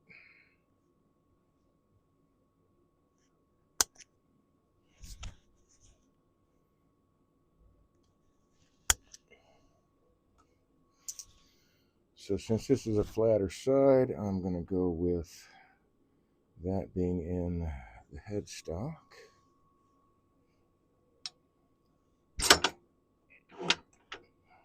Yes, Dave, you should poke a hole in the side.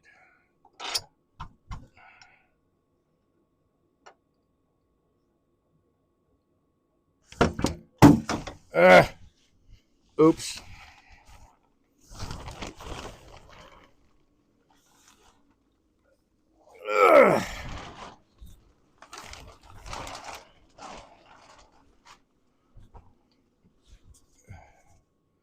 For it being a relatively small piece, it's definitely got some weight to it. Still a lot of water in there.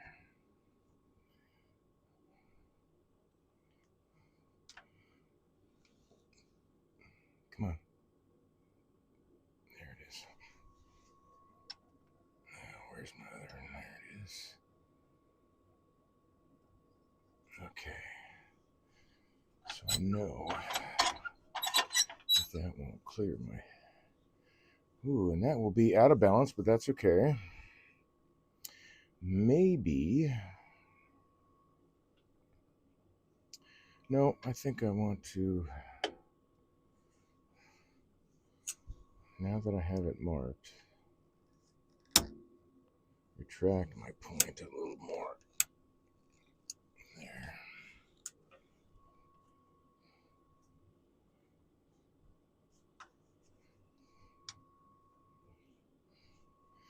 Okay.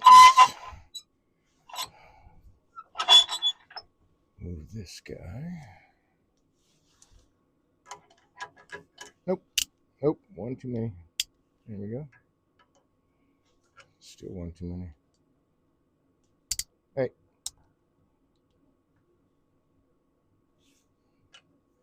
Here we go. So now that won't clear the banjo, right? Or will it? Oh, it will. Okay. So where do I need to be for this? Okay, that's a little far away, but that's okay. I don't need to be there. I just wanted to see if the banjo would clear. Okay, so now the next thing is I need to determine, based on my halfway point here, which is where I marked it right there. And we'll say it continues out to there. So I need to measure from here out to get my lip, because this has got to come away, some of this has got to come away. And I want them to be even Steven. There we go. We'll say that.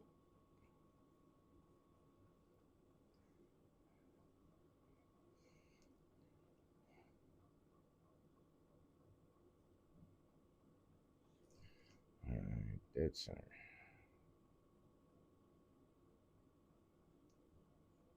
Save that. And then dead center.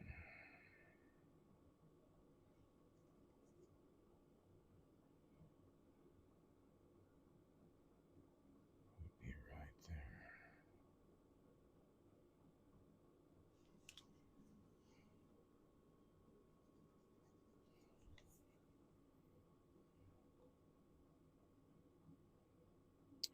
No, Dave, you're left-handed right the first time.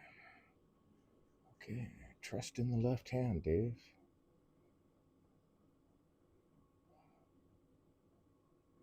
Okay. So I will be wanting this line. Ooh, that's nice. That is beautiful. Okay, yep. And right to that. So I'm going to do the same thing here. Get it right to there.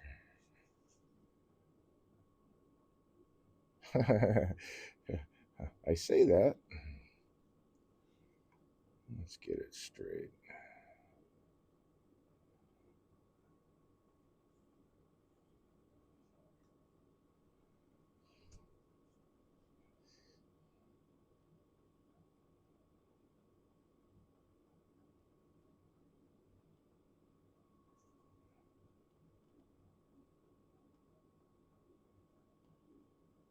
Like that. But that doesn't get to this line. What is the deal here? This is the line I want. Right there.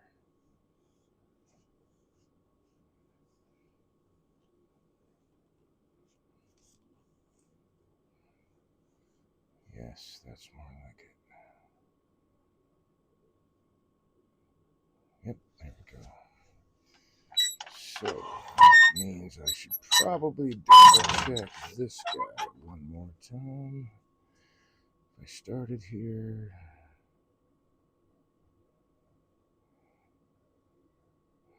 and it comes out to, I want to start here. Okay.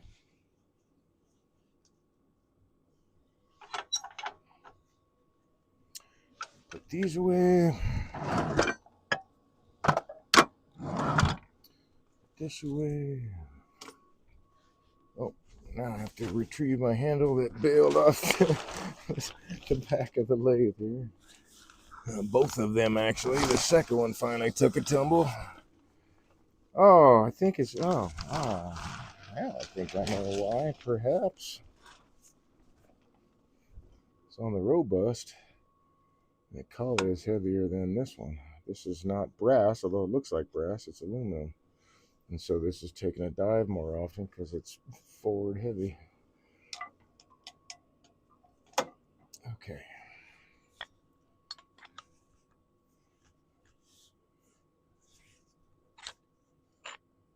There we go. All right, I forgot to make sure it's secure in the lathe.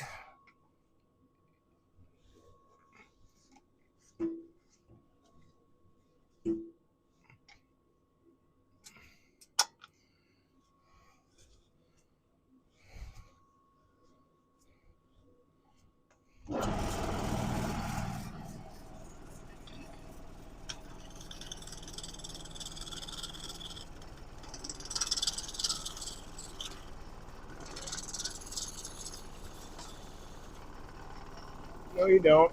Just stay up here.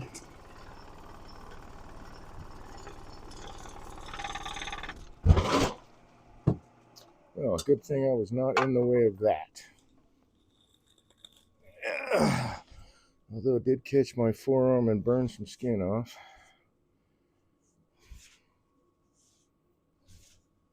Let's flip it around and do it the other way.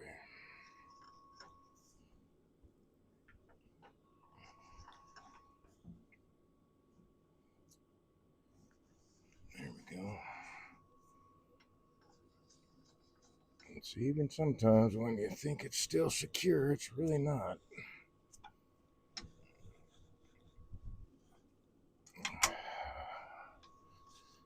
I really thought it was. Come on.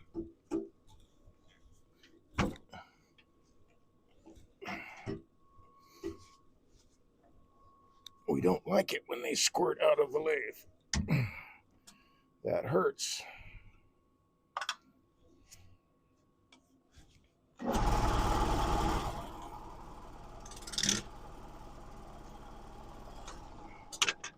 All right, what's the deal here? I was sure that I tightened that down. I maybe did not. It is now.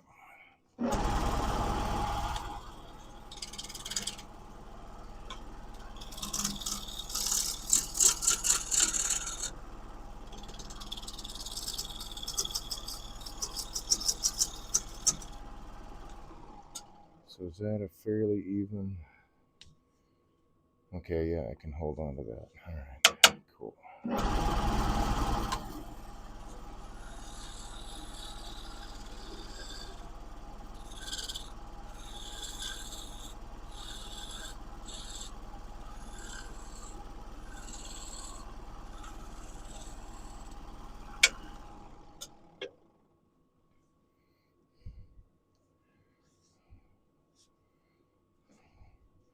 So now that doesn't appear to be straight anymore.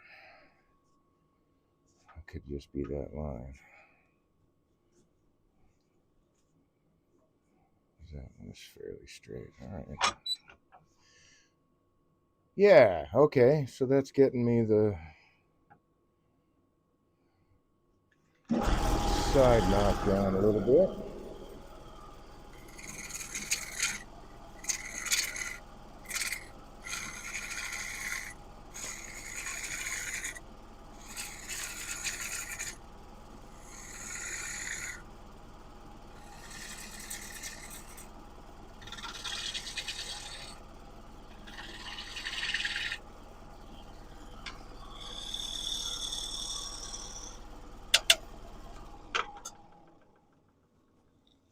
All right, buddy. Your turn, not your turn. You need to stay put. It's your turn.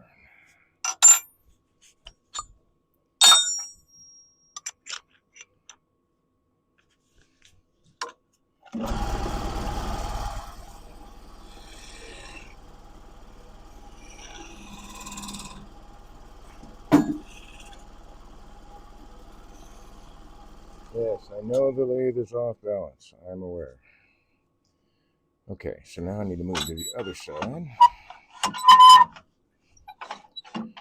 Let's start working on the same thing.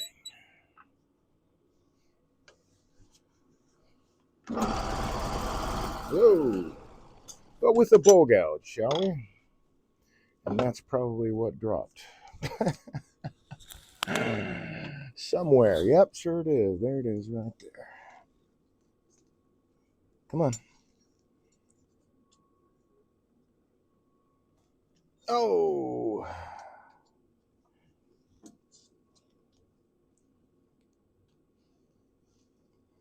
All right, clearly it's going to be faster to walk around. I thought maybe using magnets I could just pick it up, but that's not what happened. There we go.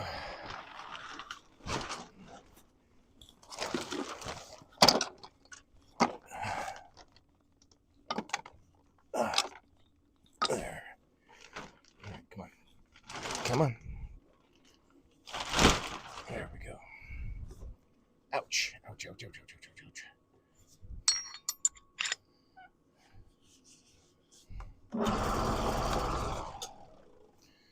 Let's crank on that a little bit more.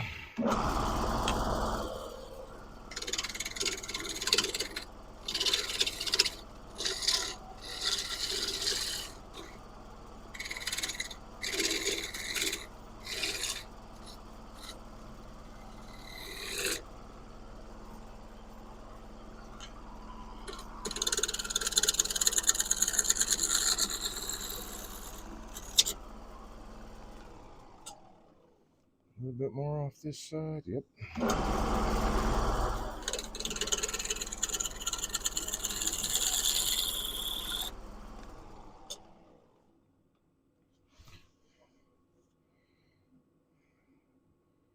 And I think that's about, oh, a little bit more.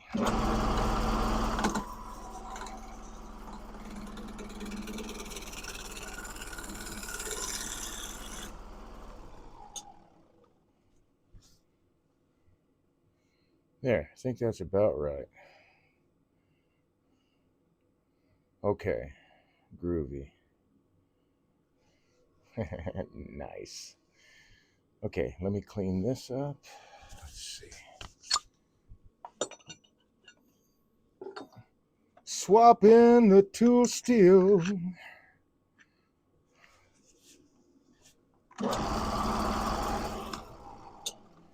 No, Dave. Yes, come at an angle.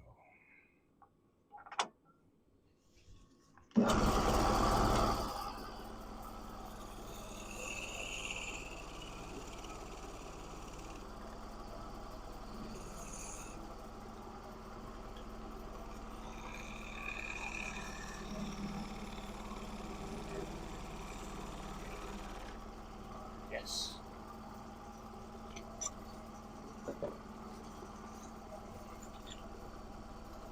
Good, good, good, goodbye, baby.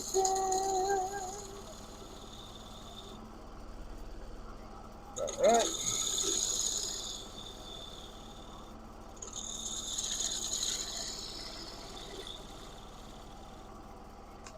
Okay. Now I need to clean up this side.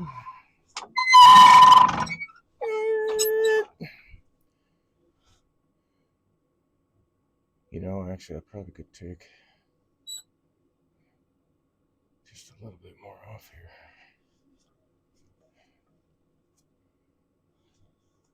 Nah. Nah.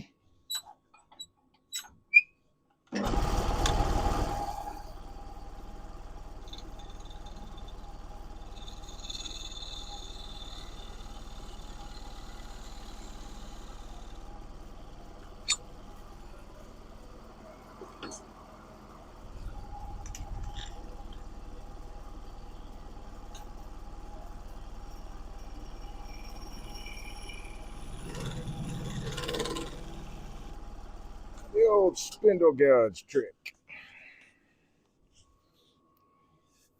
You know, actually,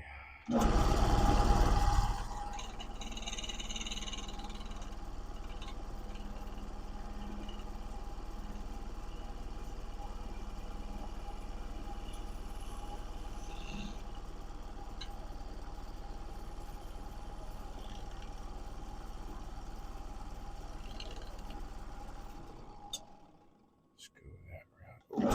Not quite. Not quite, sir. There you go. All right, so now I've got both of these. That's a lovely thing.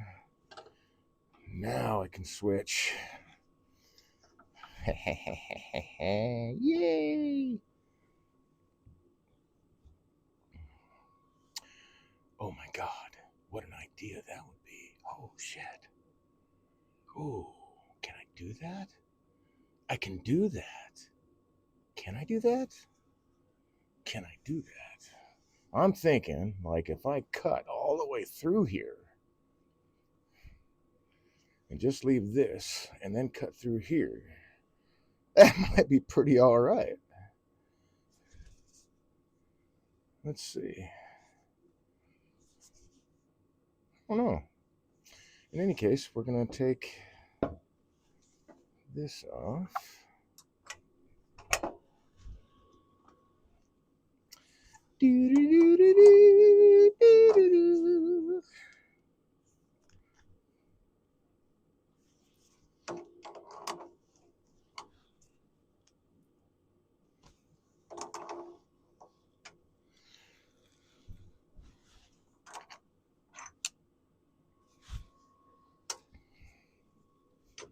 Okay, Then I need what?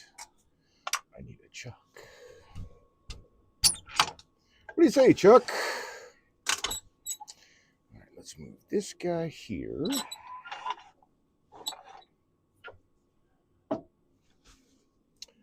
So that I can do this. All right, wait a minute. Let's think about this before you do this, Dave. No, I don't need to be between centers there anymore. And that's done. Okay. So for this guy, let's take that off.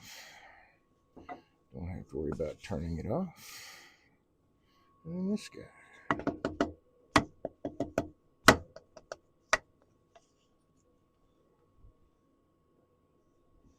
Easy there, Pilgrim.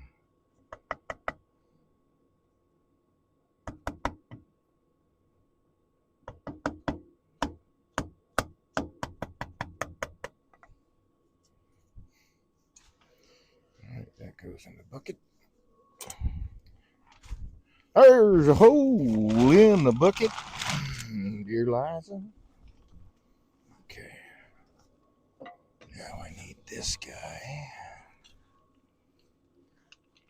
It's currently full of shavings. All right, move that. Move that. Now I've got this.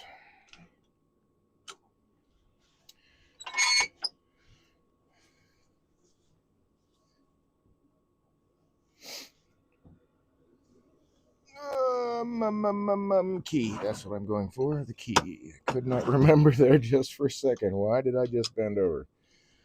I bent over to grab something. What the hell was it?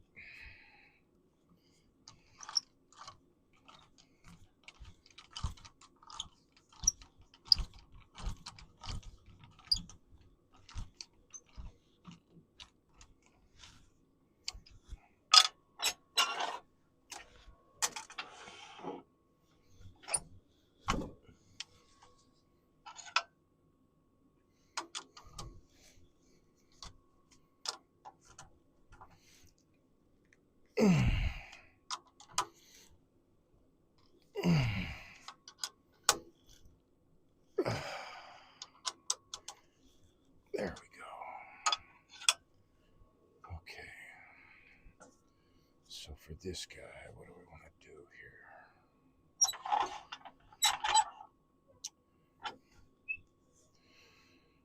I think, what do I want to do here? Because that is a cool idea, just to bore through all of that.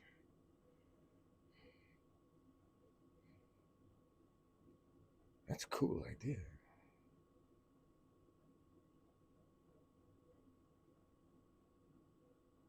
I'm intrigued.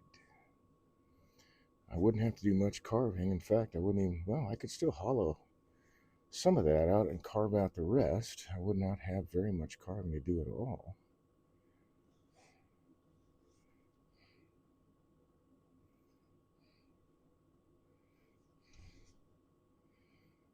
I am going to hollow that out so I can turn this off. I've got to have, unfortunately, an expansion hole in there. What do I want to do with that? Let's see. Let's do this first. Will this be the guy? I don't know.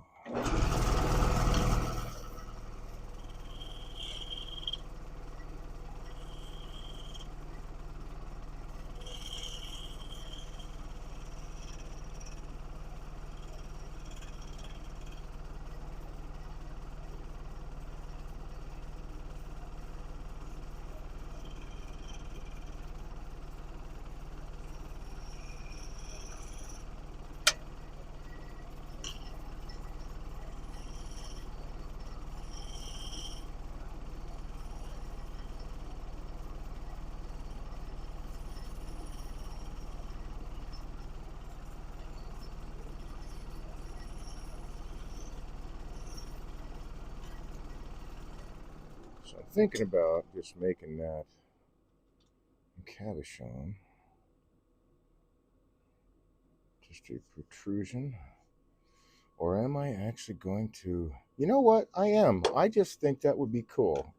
That's what I'm going to do. I'm going to hollow this out this way. And then I'm going to hollow it out that way. And actually, I probably better hollow it out this way first.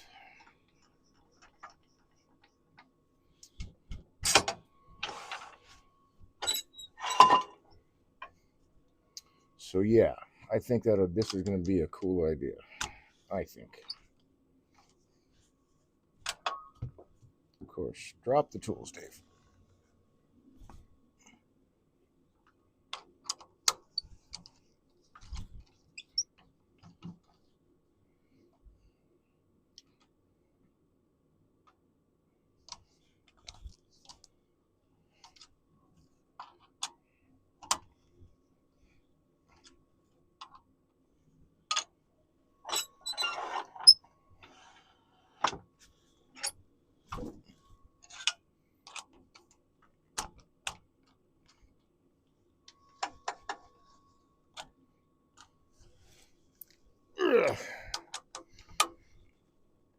And I think what I'll do is I'll do it with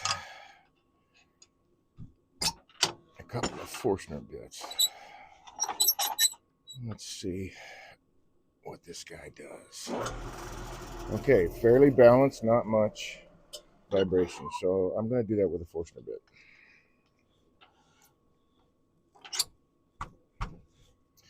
I like the rakish angle there. That works for me.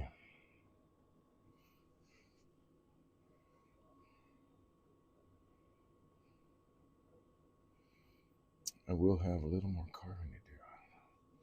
Let's see, how can I address that?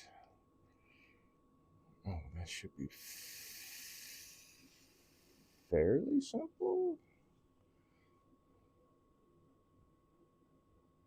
All right.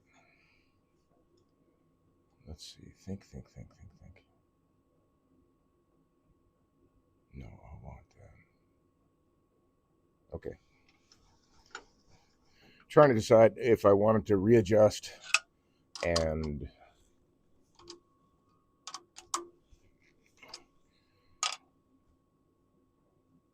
turn off something.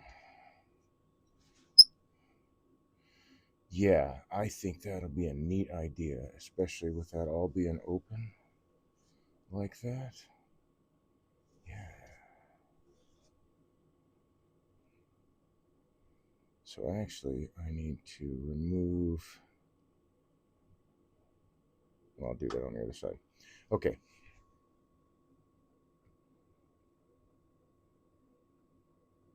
Forstner bits. Right after I get this beat out of here.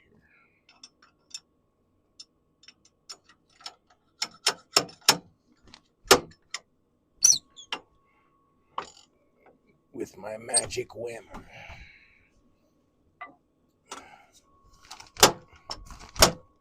If I was Elmer Fudd, it would be sword and magic helmet, but I don't have one of those, so I will go with magic hammer. Okay, Forstner bits.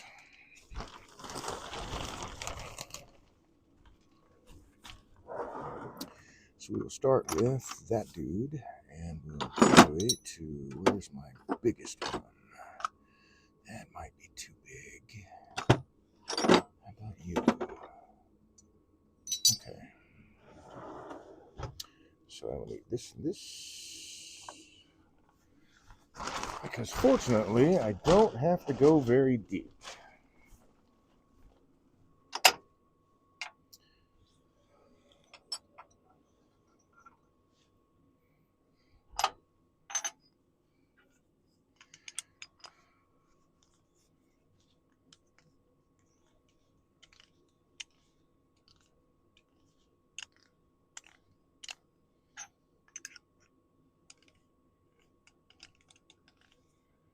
There we go.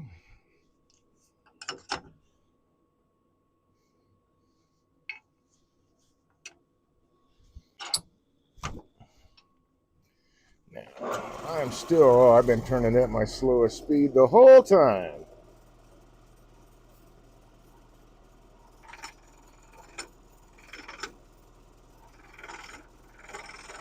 I'm trying never to hold on to this because if it spins in the Morse 2 taper, that'll tear you up in a second.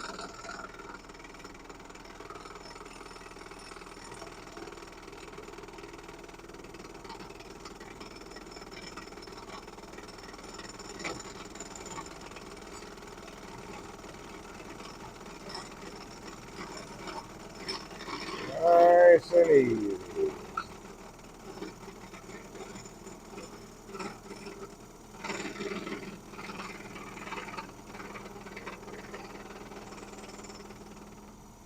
There we go.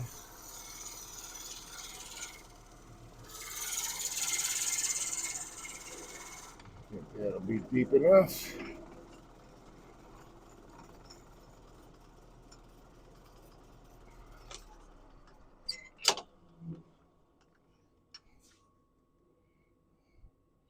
Oh, maybe not. All right, we'll take it down a little bit more.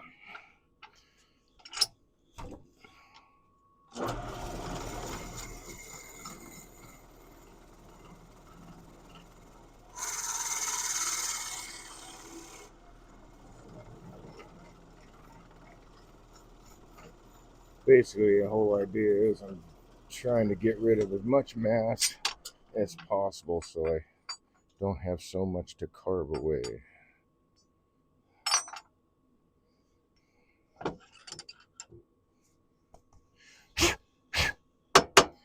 Louie, Louie.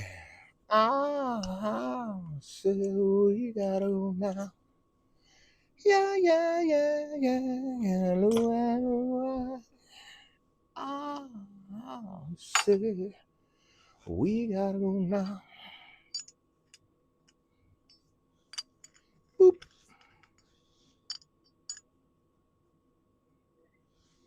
There it is. Looking for the flat spot that I have ground on this Forstner bit.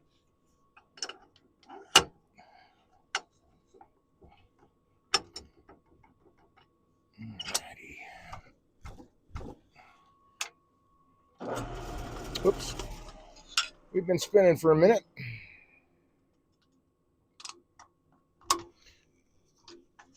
And it's green wood. So I want to check that. Not VU there.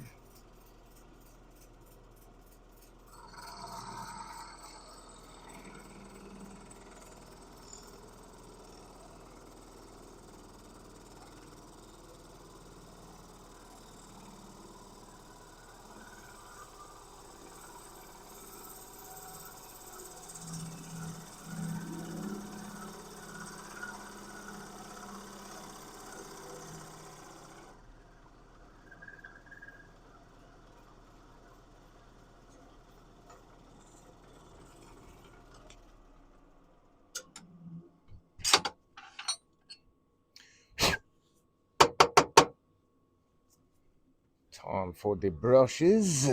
Let's see, where you at? Did I not put you back? I guess I did not put you back. No, I did. There it is.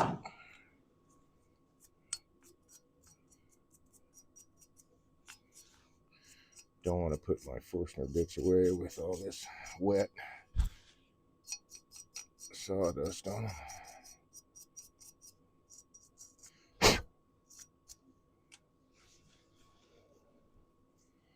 Smells like cherries in here. Well, not cherries, more like cherry wood.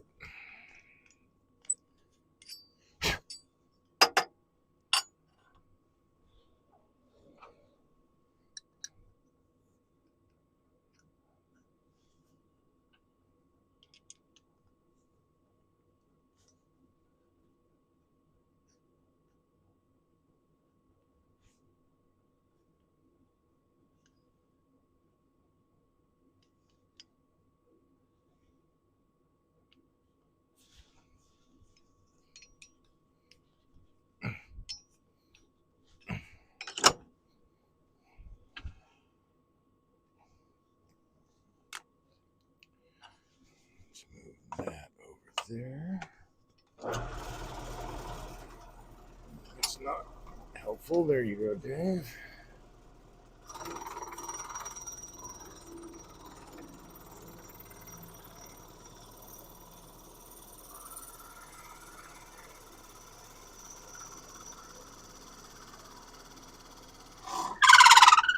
Ooh, there it goes.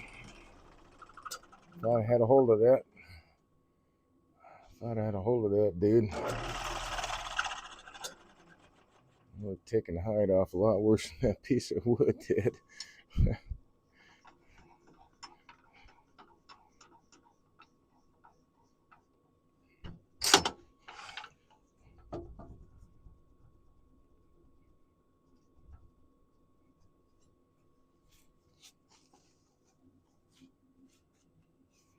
Okay. Brush is right here. How are we doing on time anyway? 10:20, not bad.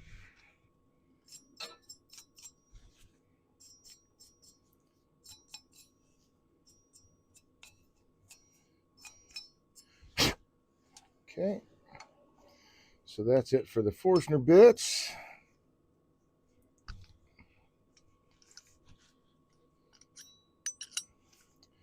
It stays. This goes and this goes.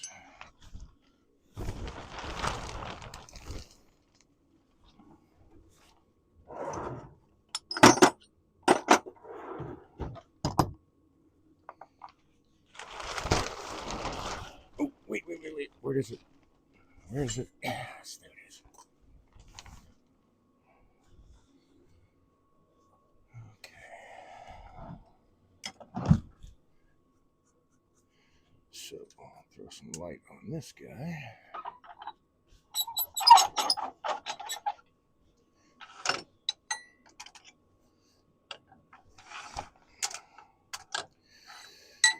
Okay. You know what? I think I will use my spindle gouge first.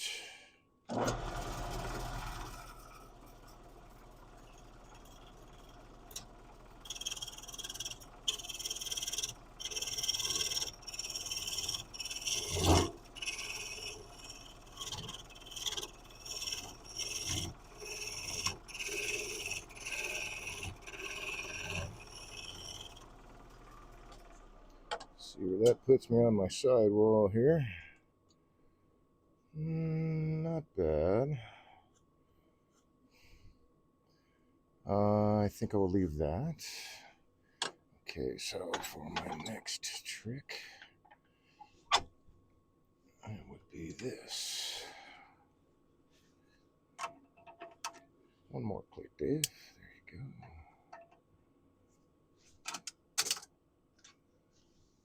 All right, so that's in a second. This is, wait, what am I looking for? I'm looking for this guy right here.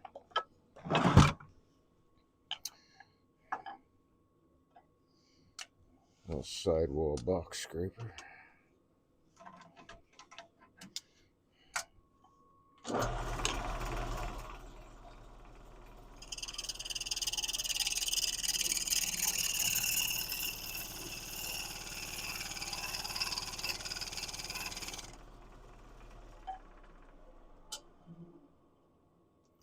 Oh, so nice. Very nice.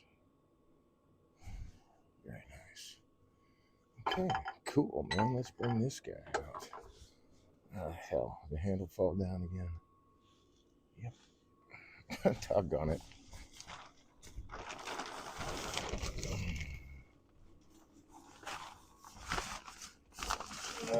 Come here.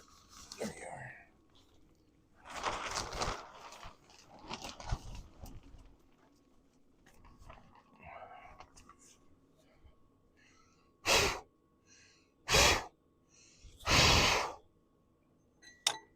Actually, I think I can probably finish that off with the spindle gouge.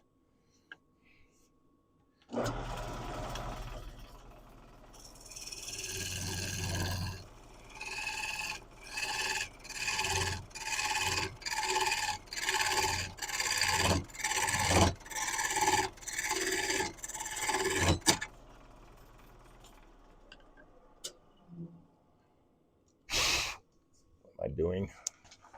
I turned the compressor on. Remember, Dave? No, not really. Okay. Keep banging the camera with my head. Sorry about that. Okay, so I have a new tool. New scraper.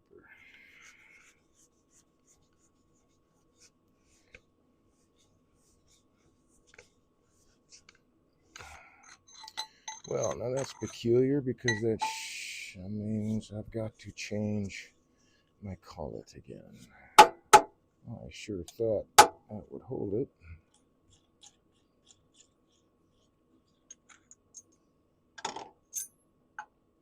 So we'll get the next size down. What's this guy? It's too big. All right, let's see. Turn that light on. And reach right into this pouch. I'm hoping that it's not too small. I did order it, but that'll work. And that one is definitely too small. Okay.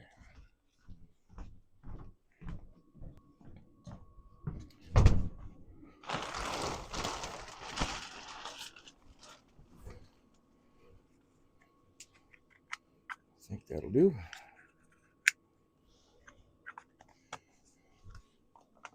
Put this one back in its little plastic carrying case. Golly, we use a lot of plastic.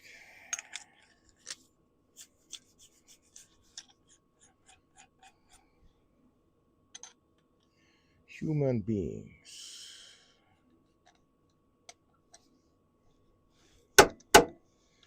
All right, I'm going to call bullshit. Yep, I'm going to call bullshit.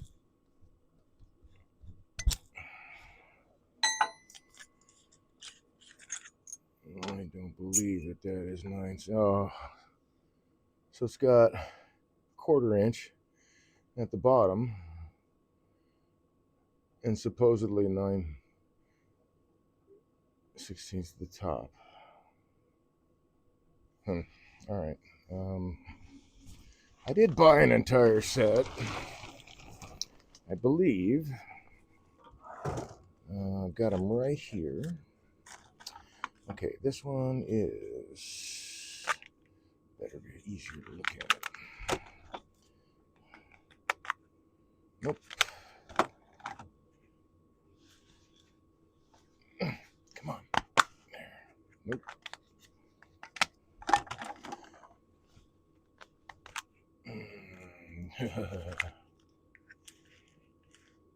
Maybe.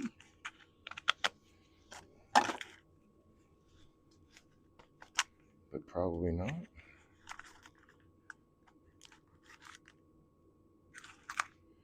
Yeah, that's odd. That's not what I'm looking for. All right, let's try these two.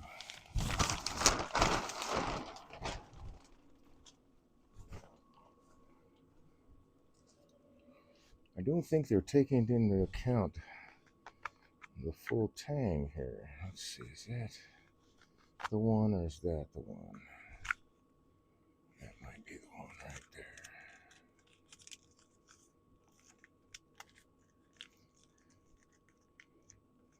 If I can get it open. There we go.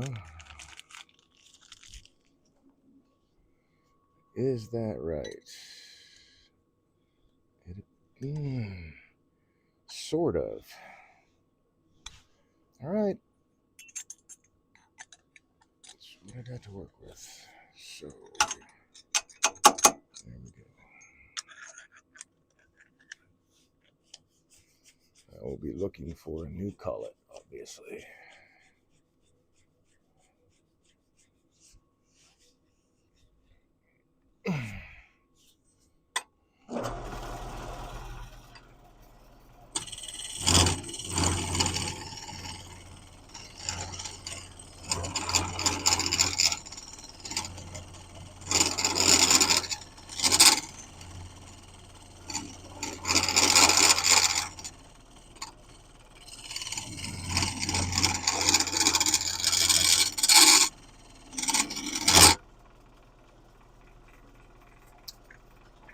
Maybe I should close these off. Yeah, maybe that's a good idea. All right, where am I at here?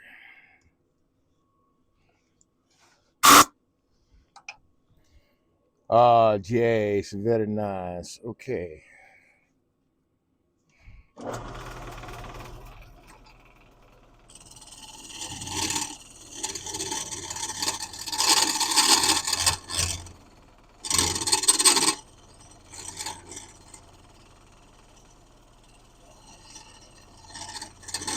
Well, it's just a really light touch. Just cleaning up the inside. I'm going to have to do some carving, but I wanted to clean up the inside so I can get myself set up for an expansion hold. I left myself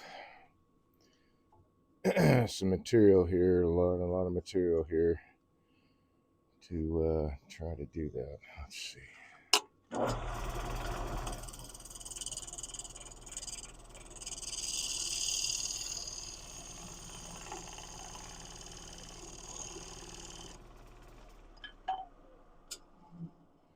And that should give me my a good stop, and I'll be able to. Damn, now I'm wondering maybe I should. Well, no, I'll bring up the tailstock. All right. That is the answer to the question. What's in my back pocket? Oh, the key. Well, I was going to be looking for that.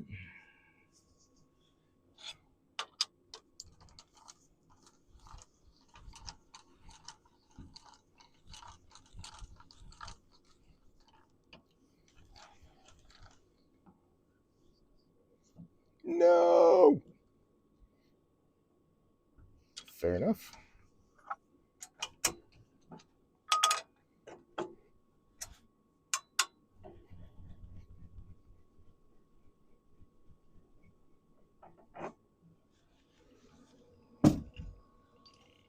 We'll go with this guy.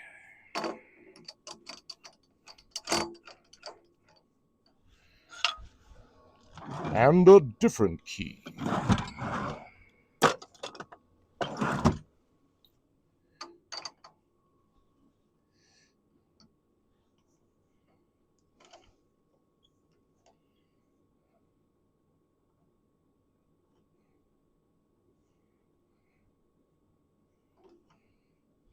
You know what? I think I need to give myself a little bit more of a shelf there.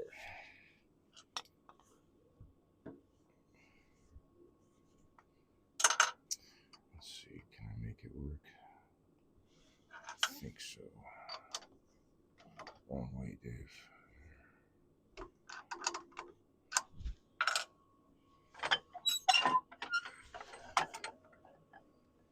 Okay, this can come out of here now. I think I can get it to come out of here. Oh, gosh. I must be getting tired. I'm getting kind of loopy. Okay, I need my hammer.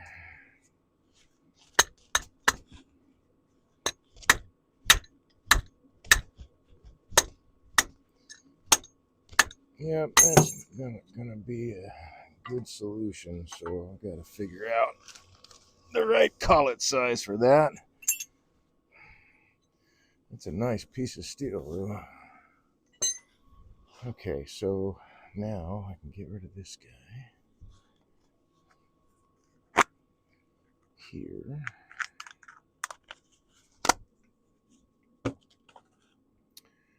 Bring this guy back. Yep.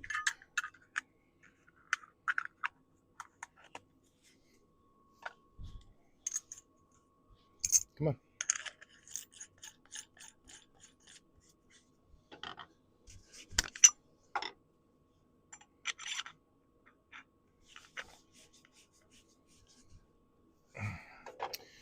And where did you set your bowl gouge, Dave? There it is.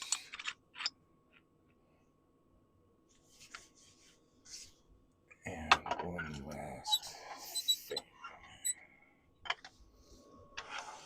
By now, the outside should be also dry enough that I can sand this part, which would be a groovy thing. Okay. Don't need the light anymore.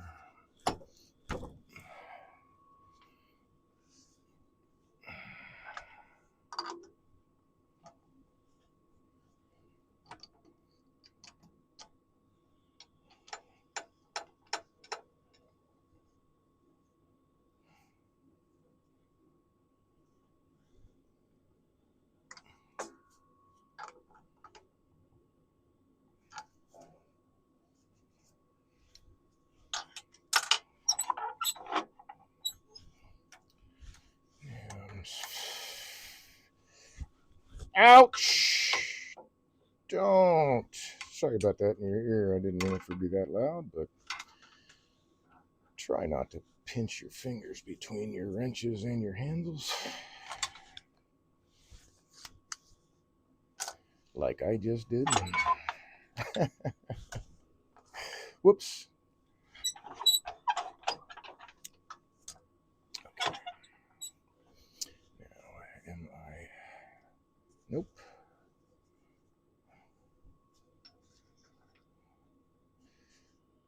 I need that.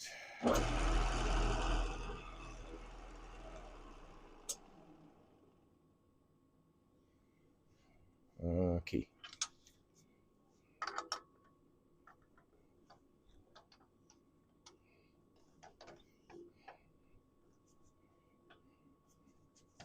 Hey, now.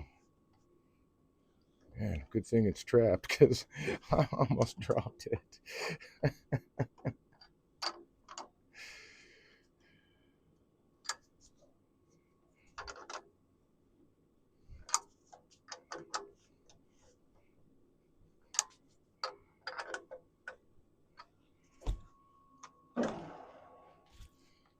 You mean it's not going to get any better than that? That's not true. That's not going to happen. No, that is not going to happen. I'm afraid not.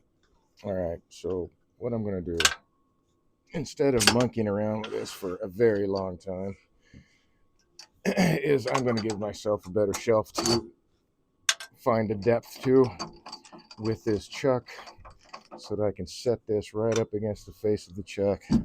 And oh well, I'm going to have to carve away a little bit. That's okay.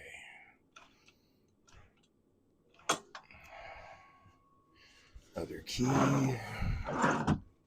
Other key.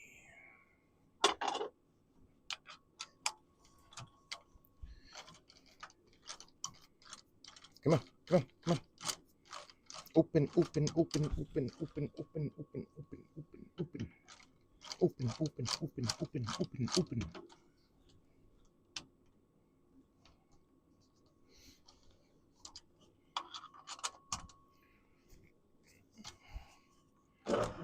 Groovy.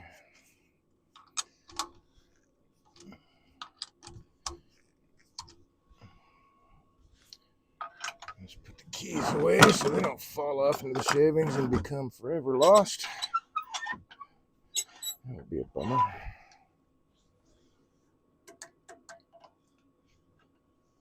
I am over exaggerating. I would look for them. They would not be forever lost. Okay.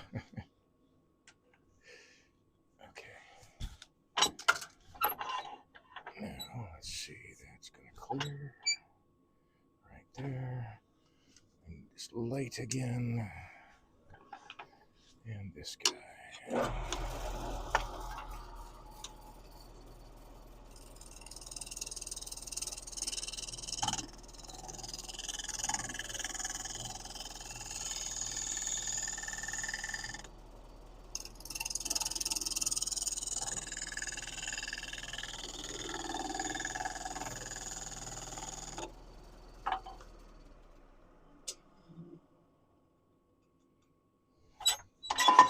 While I'm at it, I'm going to check this, man, because I think, definitely need some fresh abrasive, though. I think that this outside is dry enough. The outer surface is dry enough to sand.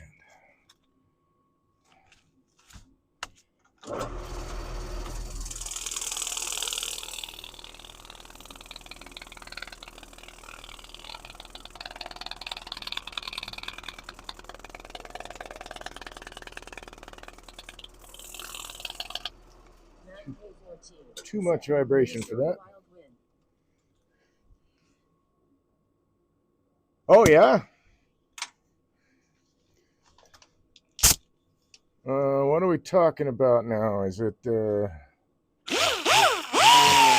don't even remember what sports. I don't know. Hell, I remember Minnesota used to have a football team called the Vikings. I don't know if that's still a thing.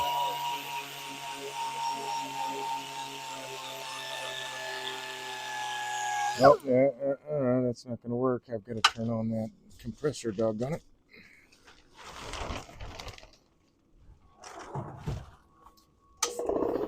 Oh, come on. You can tell it's cold in the garage when the compressor doesn't want to start.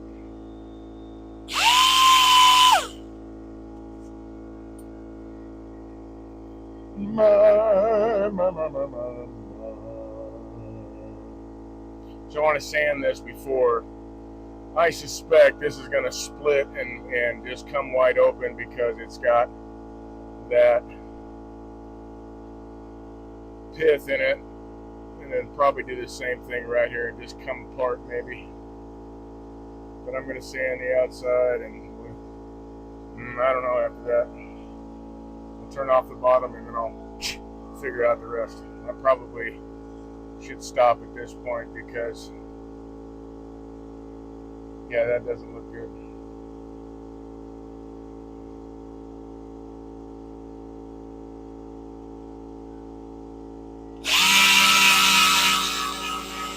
But if I get it sanded now,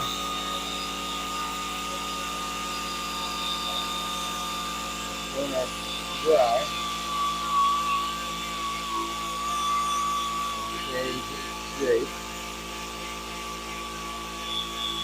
So worst case scenario is, I guess, get this on a drill press and drill all that out. I don't want to spin it on the lathe, and I really want to wait to see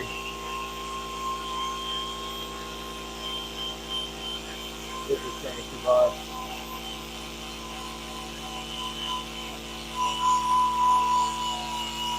But it has definitely given me some cool ideas, and this has been a fun piece.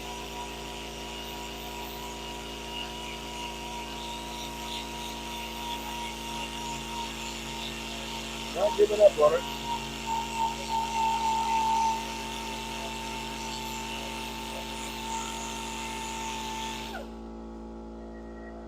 Gotta wait for the compressor, yeah.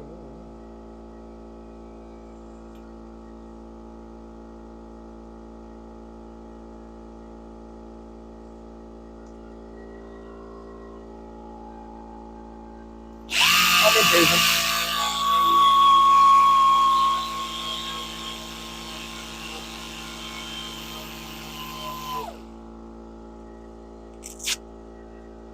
You know what? I think I'm gonna switch. What do I do with it? Where you did go, my friend?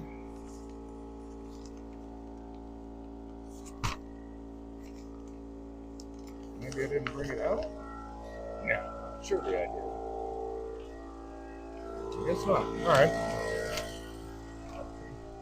Nope, there it is.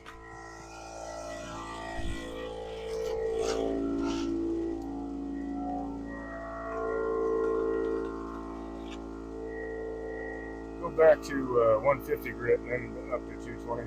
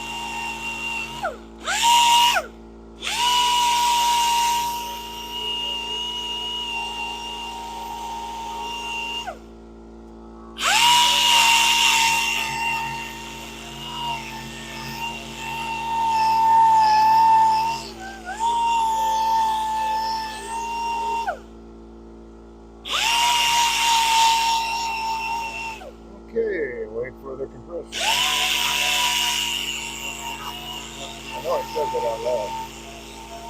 I'm really sure I said that out loud. Wait for the compressor, Dave.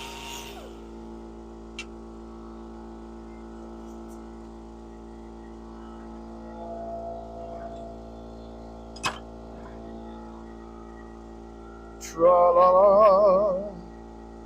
I think it is a cool shape. Let's do an overhead. And get rid of that light. Come on. I don't know how much that helped. Oh, that helps a little. Other than the glitchy camera. But I like the shape.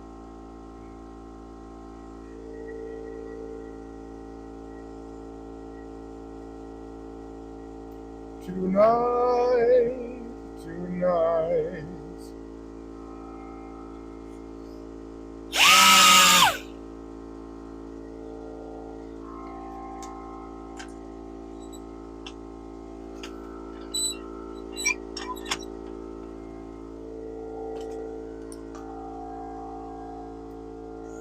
Bring the light back. There we go.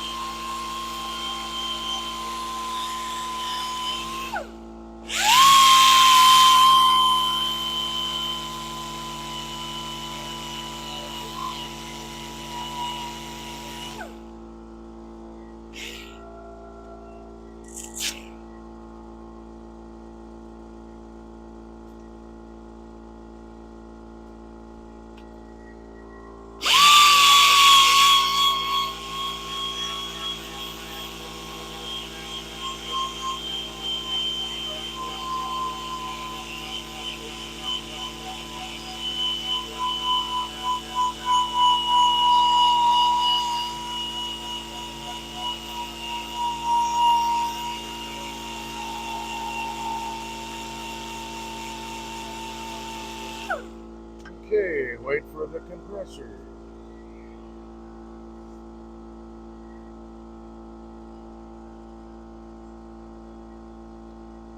Hurry up, dang it.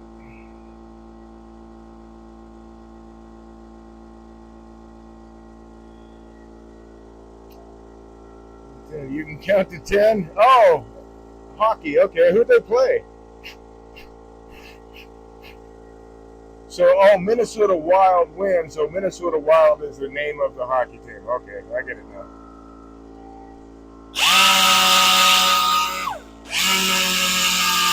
I used to follow sports when I was younger. Actually, almost everything.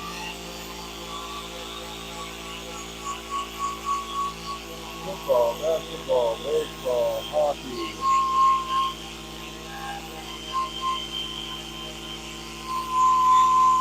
Occasionally golf.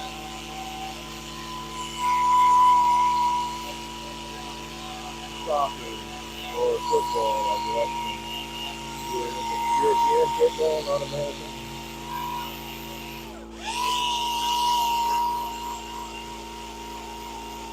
I've watched rugby, darts, billiards. I don't do that anymore, but I used to spend a lot of time watching all kinds of sports.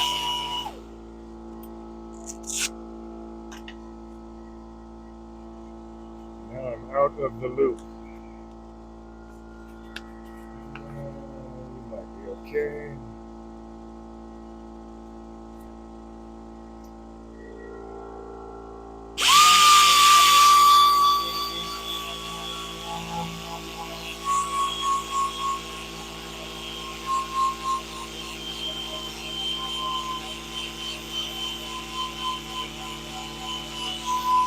I know that you can watch these things online, all that. People usually might, I should just say no, but people say, hey, did you just catch the game on the street last night? But no, I don't own a television, sorry. Not a catch-all anymore. It can be watched online. I don't do that either. So I should just say no, I don't follow sports. Sorry. Oh, come on, compressor, you're taking so long. So long.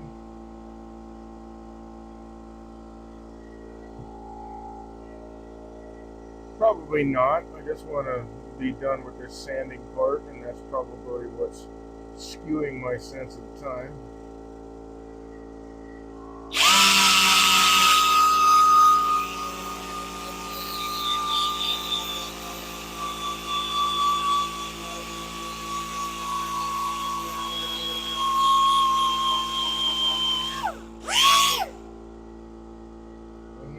This guy. I think I got this one. Nope. Time for new piece of abrasive. Not 150 this time, we want 200. 20. 220.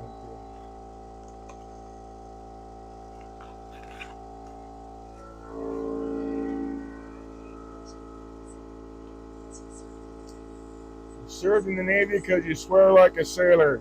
You know, it's funny you mention that. Because most of the friends I had in the service turned out to be Navy guys. Well, just Navy people, it wasn't just guys. No, I wasn't here for it. But I hung around a bunch of sailors and a bunch of Marines and a bunch of Army guys, so I'm pretty sure if I don't have it covered, the other services do.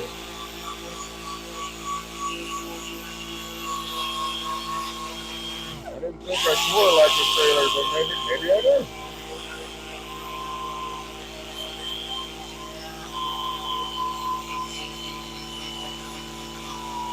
But nope.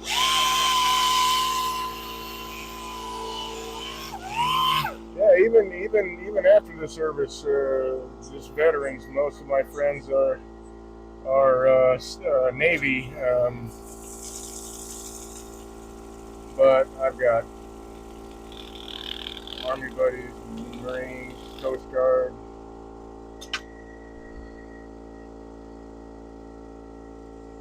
Okay, that's done sanded. I'm not going to worry about this. I am going to worry about this.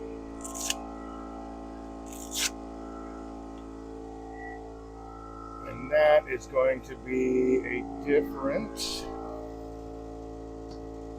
sanding unit. This guy. Excuse me.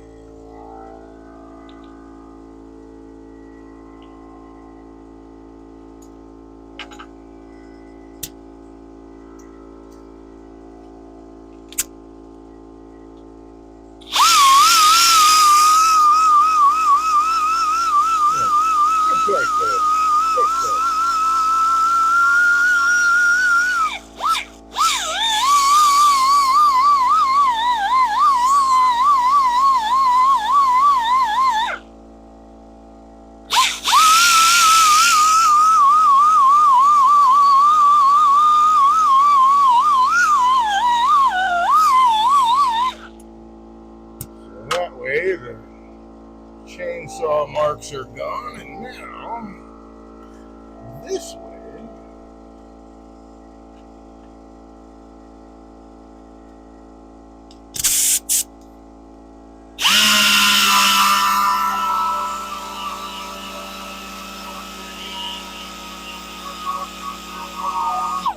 Clean that up.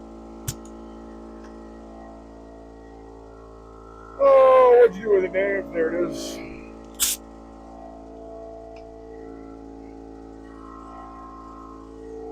Okay, so that surface is done. Oh, you know what? Actually, I think I can use this chuck for this now because I had to widen that hole and it was just a little bit too small originally.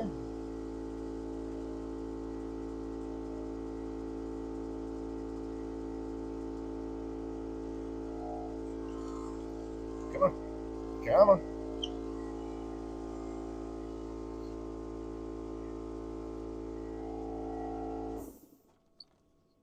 Oh, now you caught up. There we go.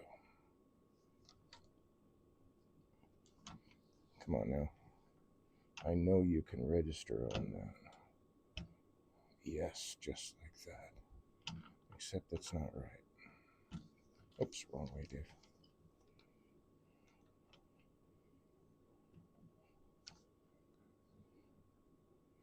Okay, that's right. Come on. Come on. Come on.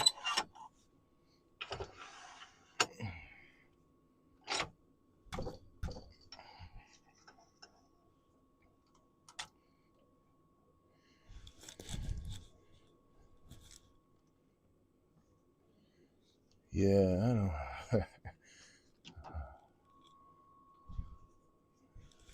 I'll take your word for it, man. I'll have to listen to the recording later. But I suppose it's possible. I've known enough sailors to swear like one. Okay, easy peasy, lemon squeezy. We don't want to bust this thing open. Okay. Now, did that help me out? I think so. Nope. Why is that wrong? Because it's wrong. It's all wrong. I'm going to switch to the other chuck. Oh, that's why. Oh my gosh. Okay, I'm actually apparently getting tired because I did not pay attention to this. And this would have saved me another 5 or 10 minutes. Oops. But I need to get this done before I quit for the evening because it's going to sit and dry overnight and I'm not putting it in a bag. Or it's going to sit and dry until it's dried. I'm not putting it in a bag.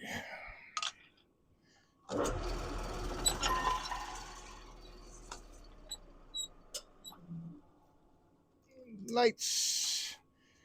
Okay, Dave, let's try this. Uno más. Uno más. Uno más.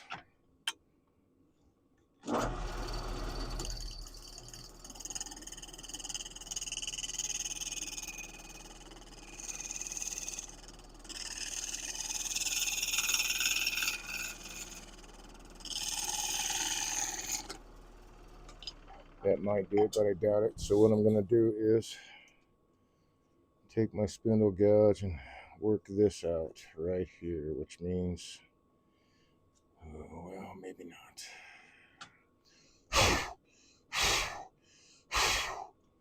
Okay, so let's see how that looks. I may have to duck and cover yet again.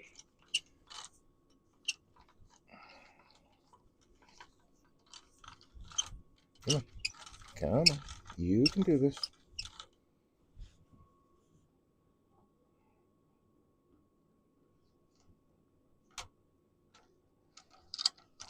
Yeah, that's not even close. All right, so clear this. I think this chuck is actually too big.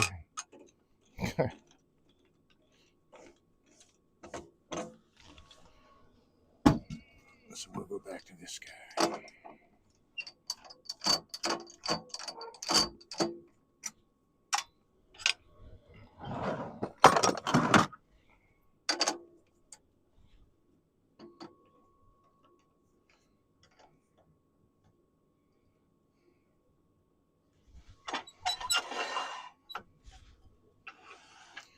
Don't need that light anymore.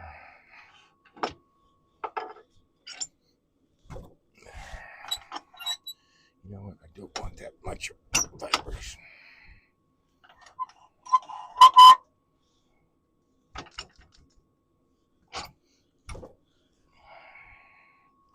Shorten up the quill some so to get rid of some of the potential vibration that an extended quill can give you.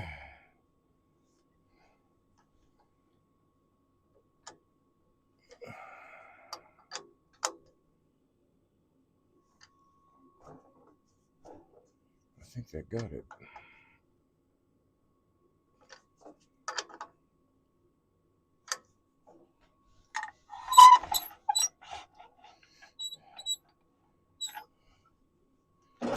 Yes! Yes! All right. There. This guy for a second. I will need to get rid of this guy for now, and then I will need not that guy, but this guy. Oops. And I need to drop the tool rest. Too high, I think. Actually, wow.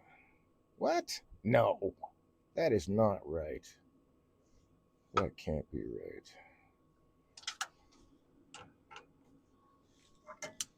right. That I'm too low? I don't think so.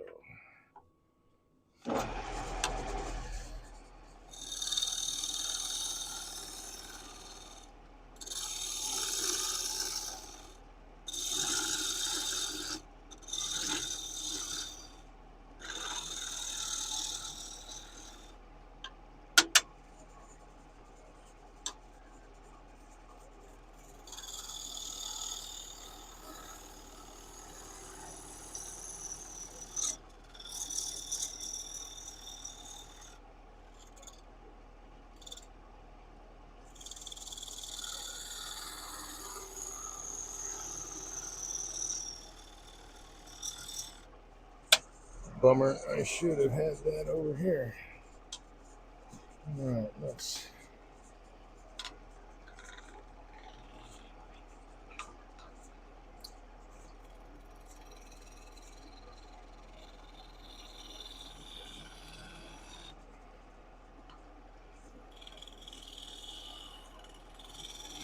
Carve in our little detail.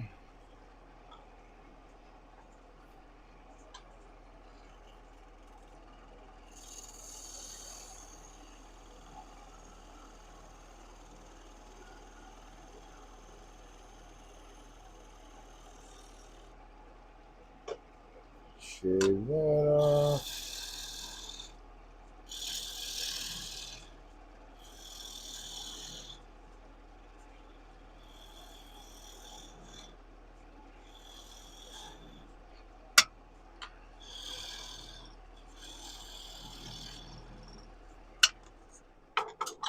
Alrighty.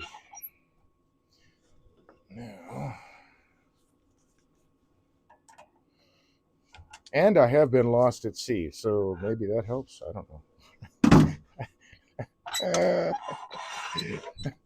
That was not fun. What I want to do, I want to do this.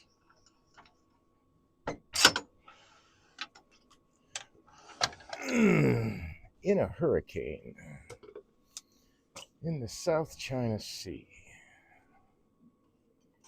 Not fun.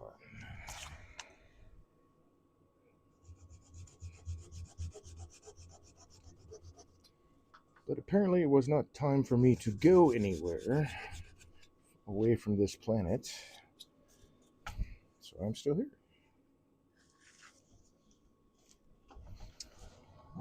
Okay, there we go. Now we're going to clean that dude up.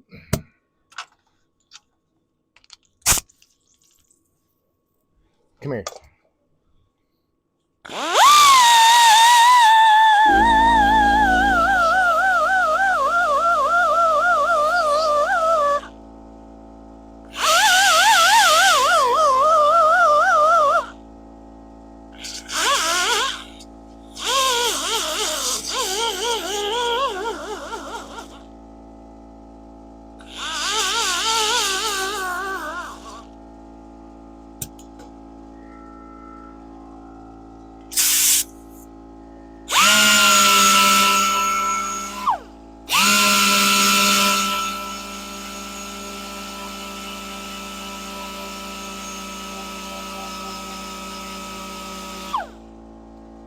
now I can do that. Yay! That's awesome.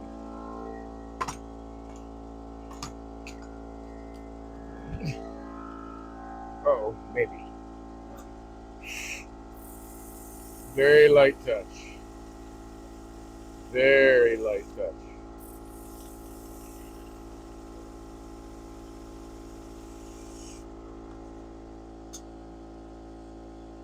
I get it.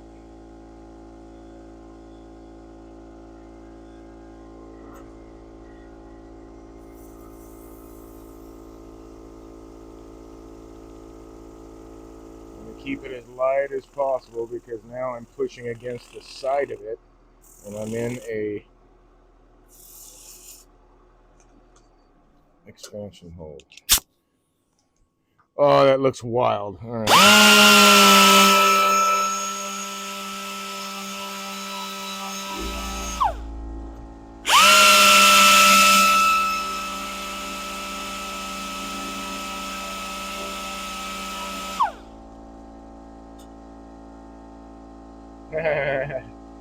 Cool. All right.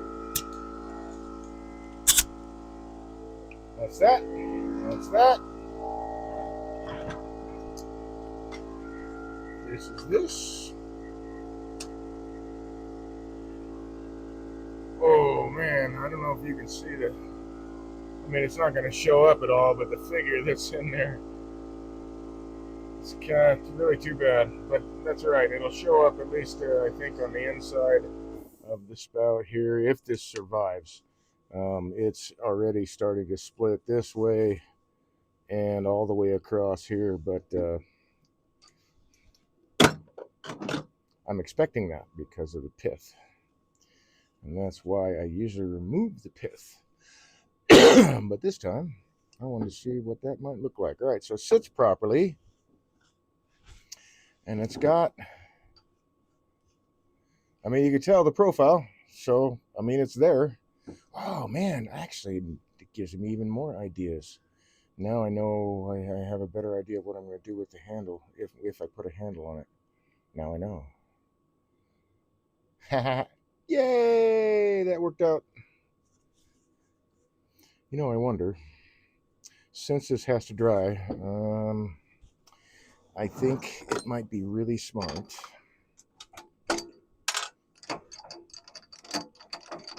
if I take care of these very sharp edges at the same time.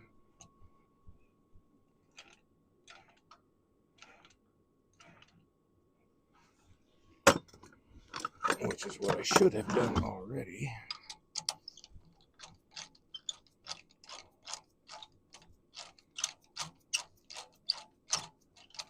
So let's do that.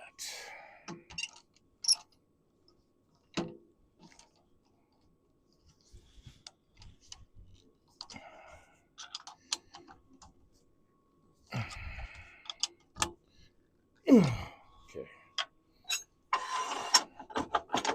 A few more minor things, I think.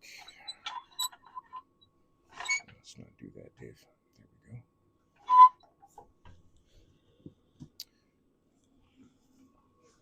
we go. What the heck? What did I do with that? Oh.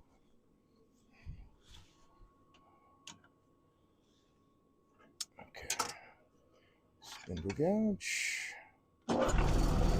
Oh, yes, you are definitely going to do that. So we need, doggone it anyway. Although that works out really well. In fact, I should say doggone it, but I don't mean it because that center point is going to be, I need that center point, center hole there.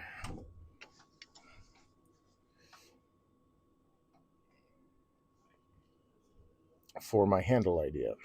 So having that set,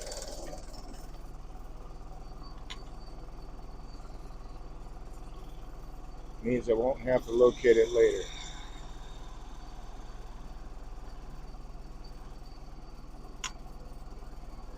Yeah, that's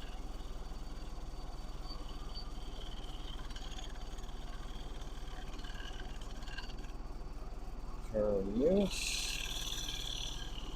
Oops.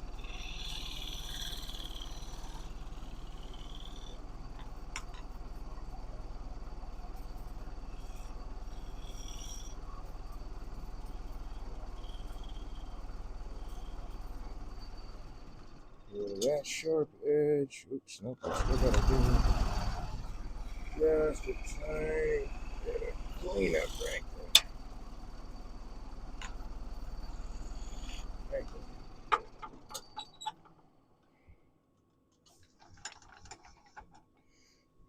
Let's see, let's move this guy. Where's my key? There's the key. Come on.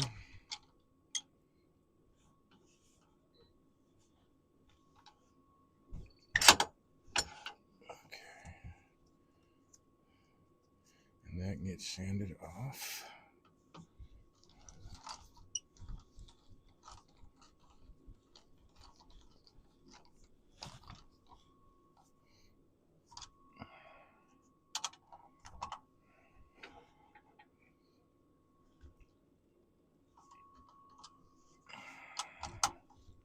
There. Oop. Tighten down the tailstock, Dave.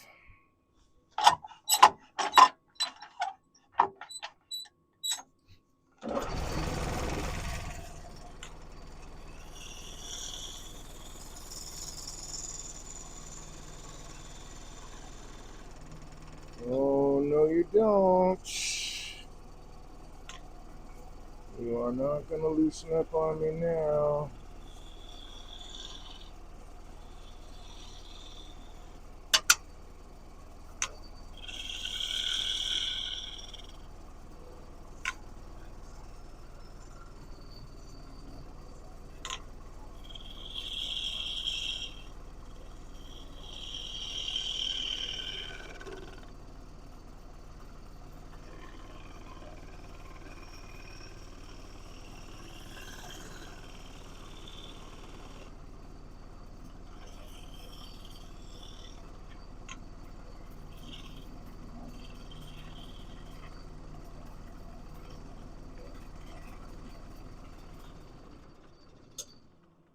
Ooh, doggy. Looks about the right size. There we go. Come on, come on.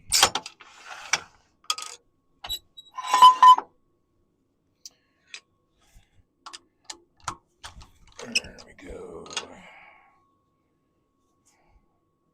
Yes, they match.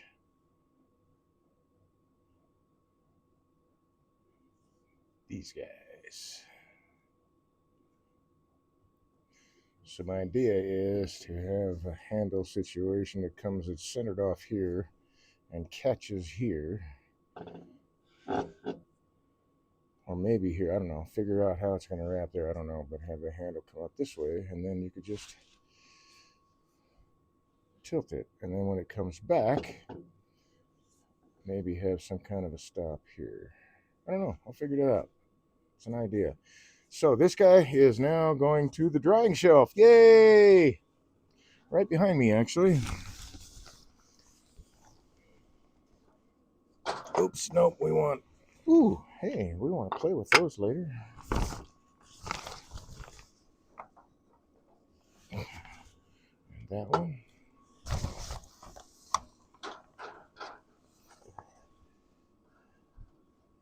Okay, it's drying. Play with all those later. Okay.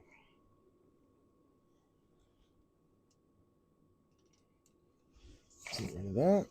Take those off. All right. And I guess I can turn that guy off now. There we are. All right, folks. For anybody that came in late, my name is Dave. I'm a woodturner. I started this channel. Well, I started turning wood as therapy for PTSD and found out I had a knack for it. Fell in love with it. Started teaching it as well. Fell in love with that. So I started this channel to become a better teacher, a better demonstrator, and a better turner as well, because I get to practice. And that is the secret sauce. There's no shortcuts. You have to practice, practice, practice. If you want to get better, you got to put the time in. I did spend time looking for shortcuts, and yeah, there aren't any. Um, so, give yourself the permission to make mistakes and go out and practice. Uh, practice. Uh, Practice doesn't make you perfect. Um, I think perhaps perfect practice might make you perfect, but practice will definitely increase your skills and make you a better turner. Won't make you perfect. Every turner in the world still has the occasional catch, still has the occasional issue we're working with when you're talking about timber and natural material. Grows how it grows. You don't know what you're going to find until you open up the box, so to speak. You have to open up the tree to know what's in it. And sometimes that happens on the lathe. And sometimes opening it up on the lathe, it doesn't survive. It's just the way it goes. But you still have to put the time in. And don't be so hard on yourself. If you're not getting it, maybe pick up some more instruction. I'm always happy to help. If you have questions here, you seeing what I'm doing, and maybe you don't understand, throw something in chat, man. I'm more than happy to talk about it. I love teaching this stuff.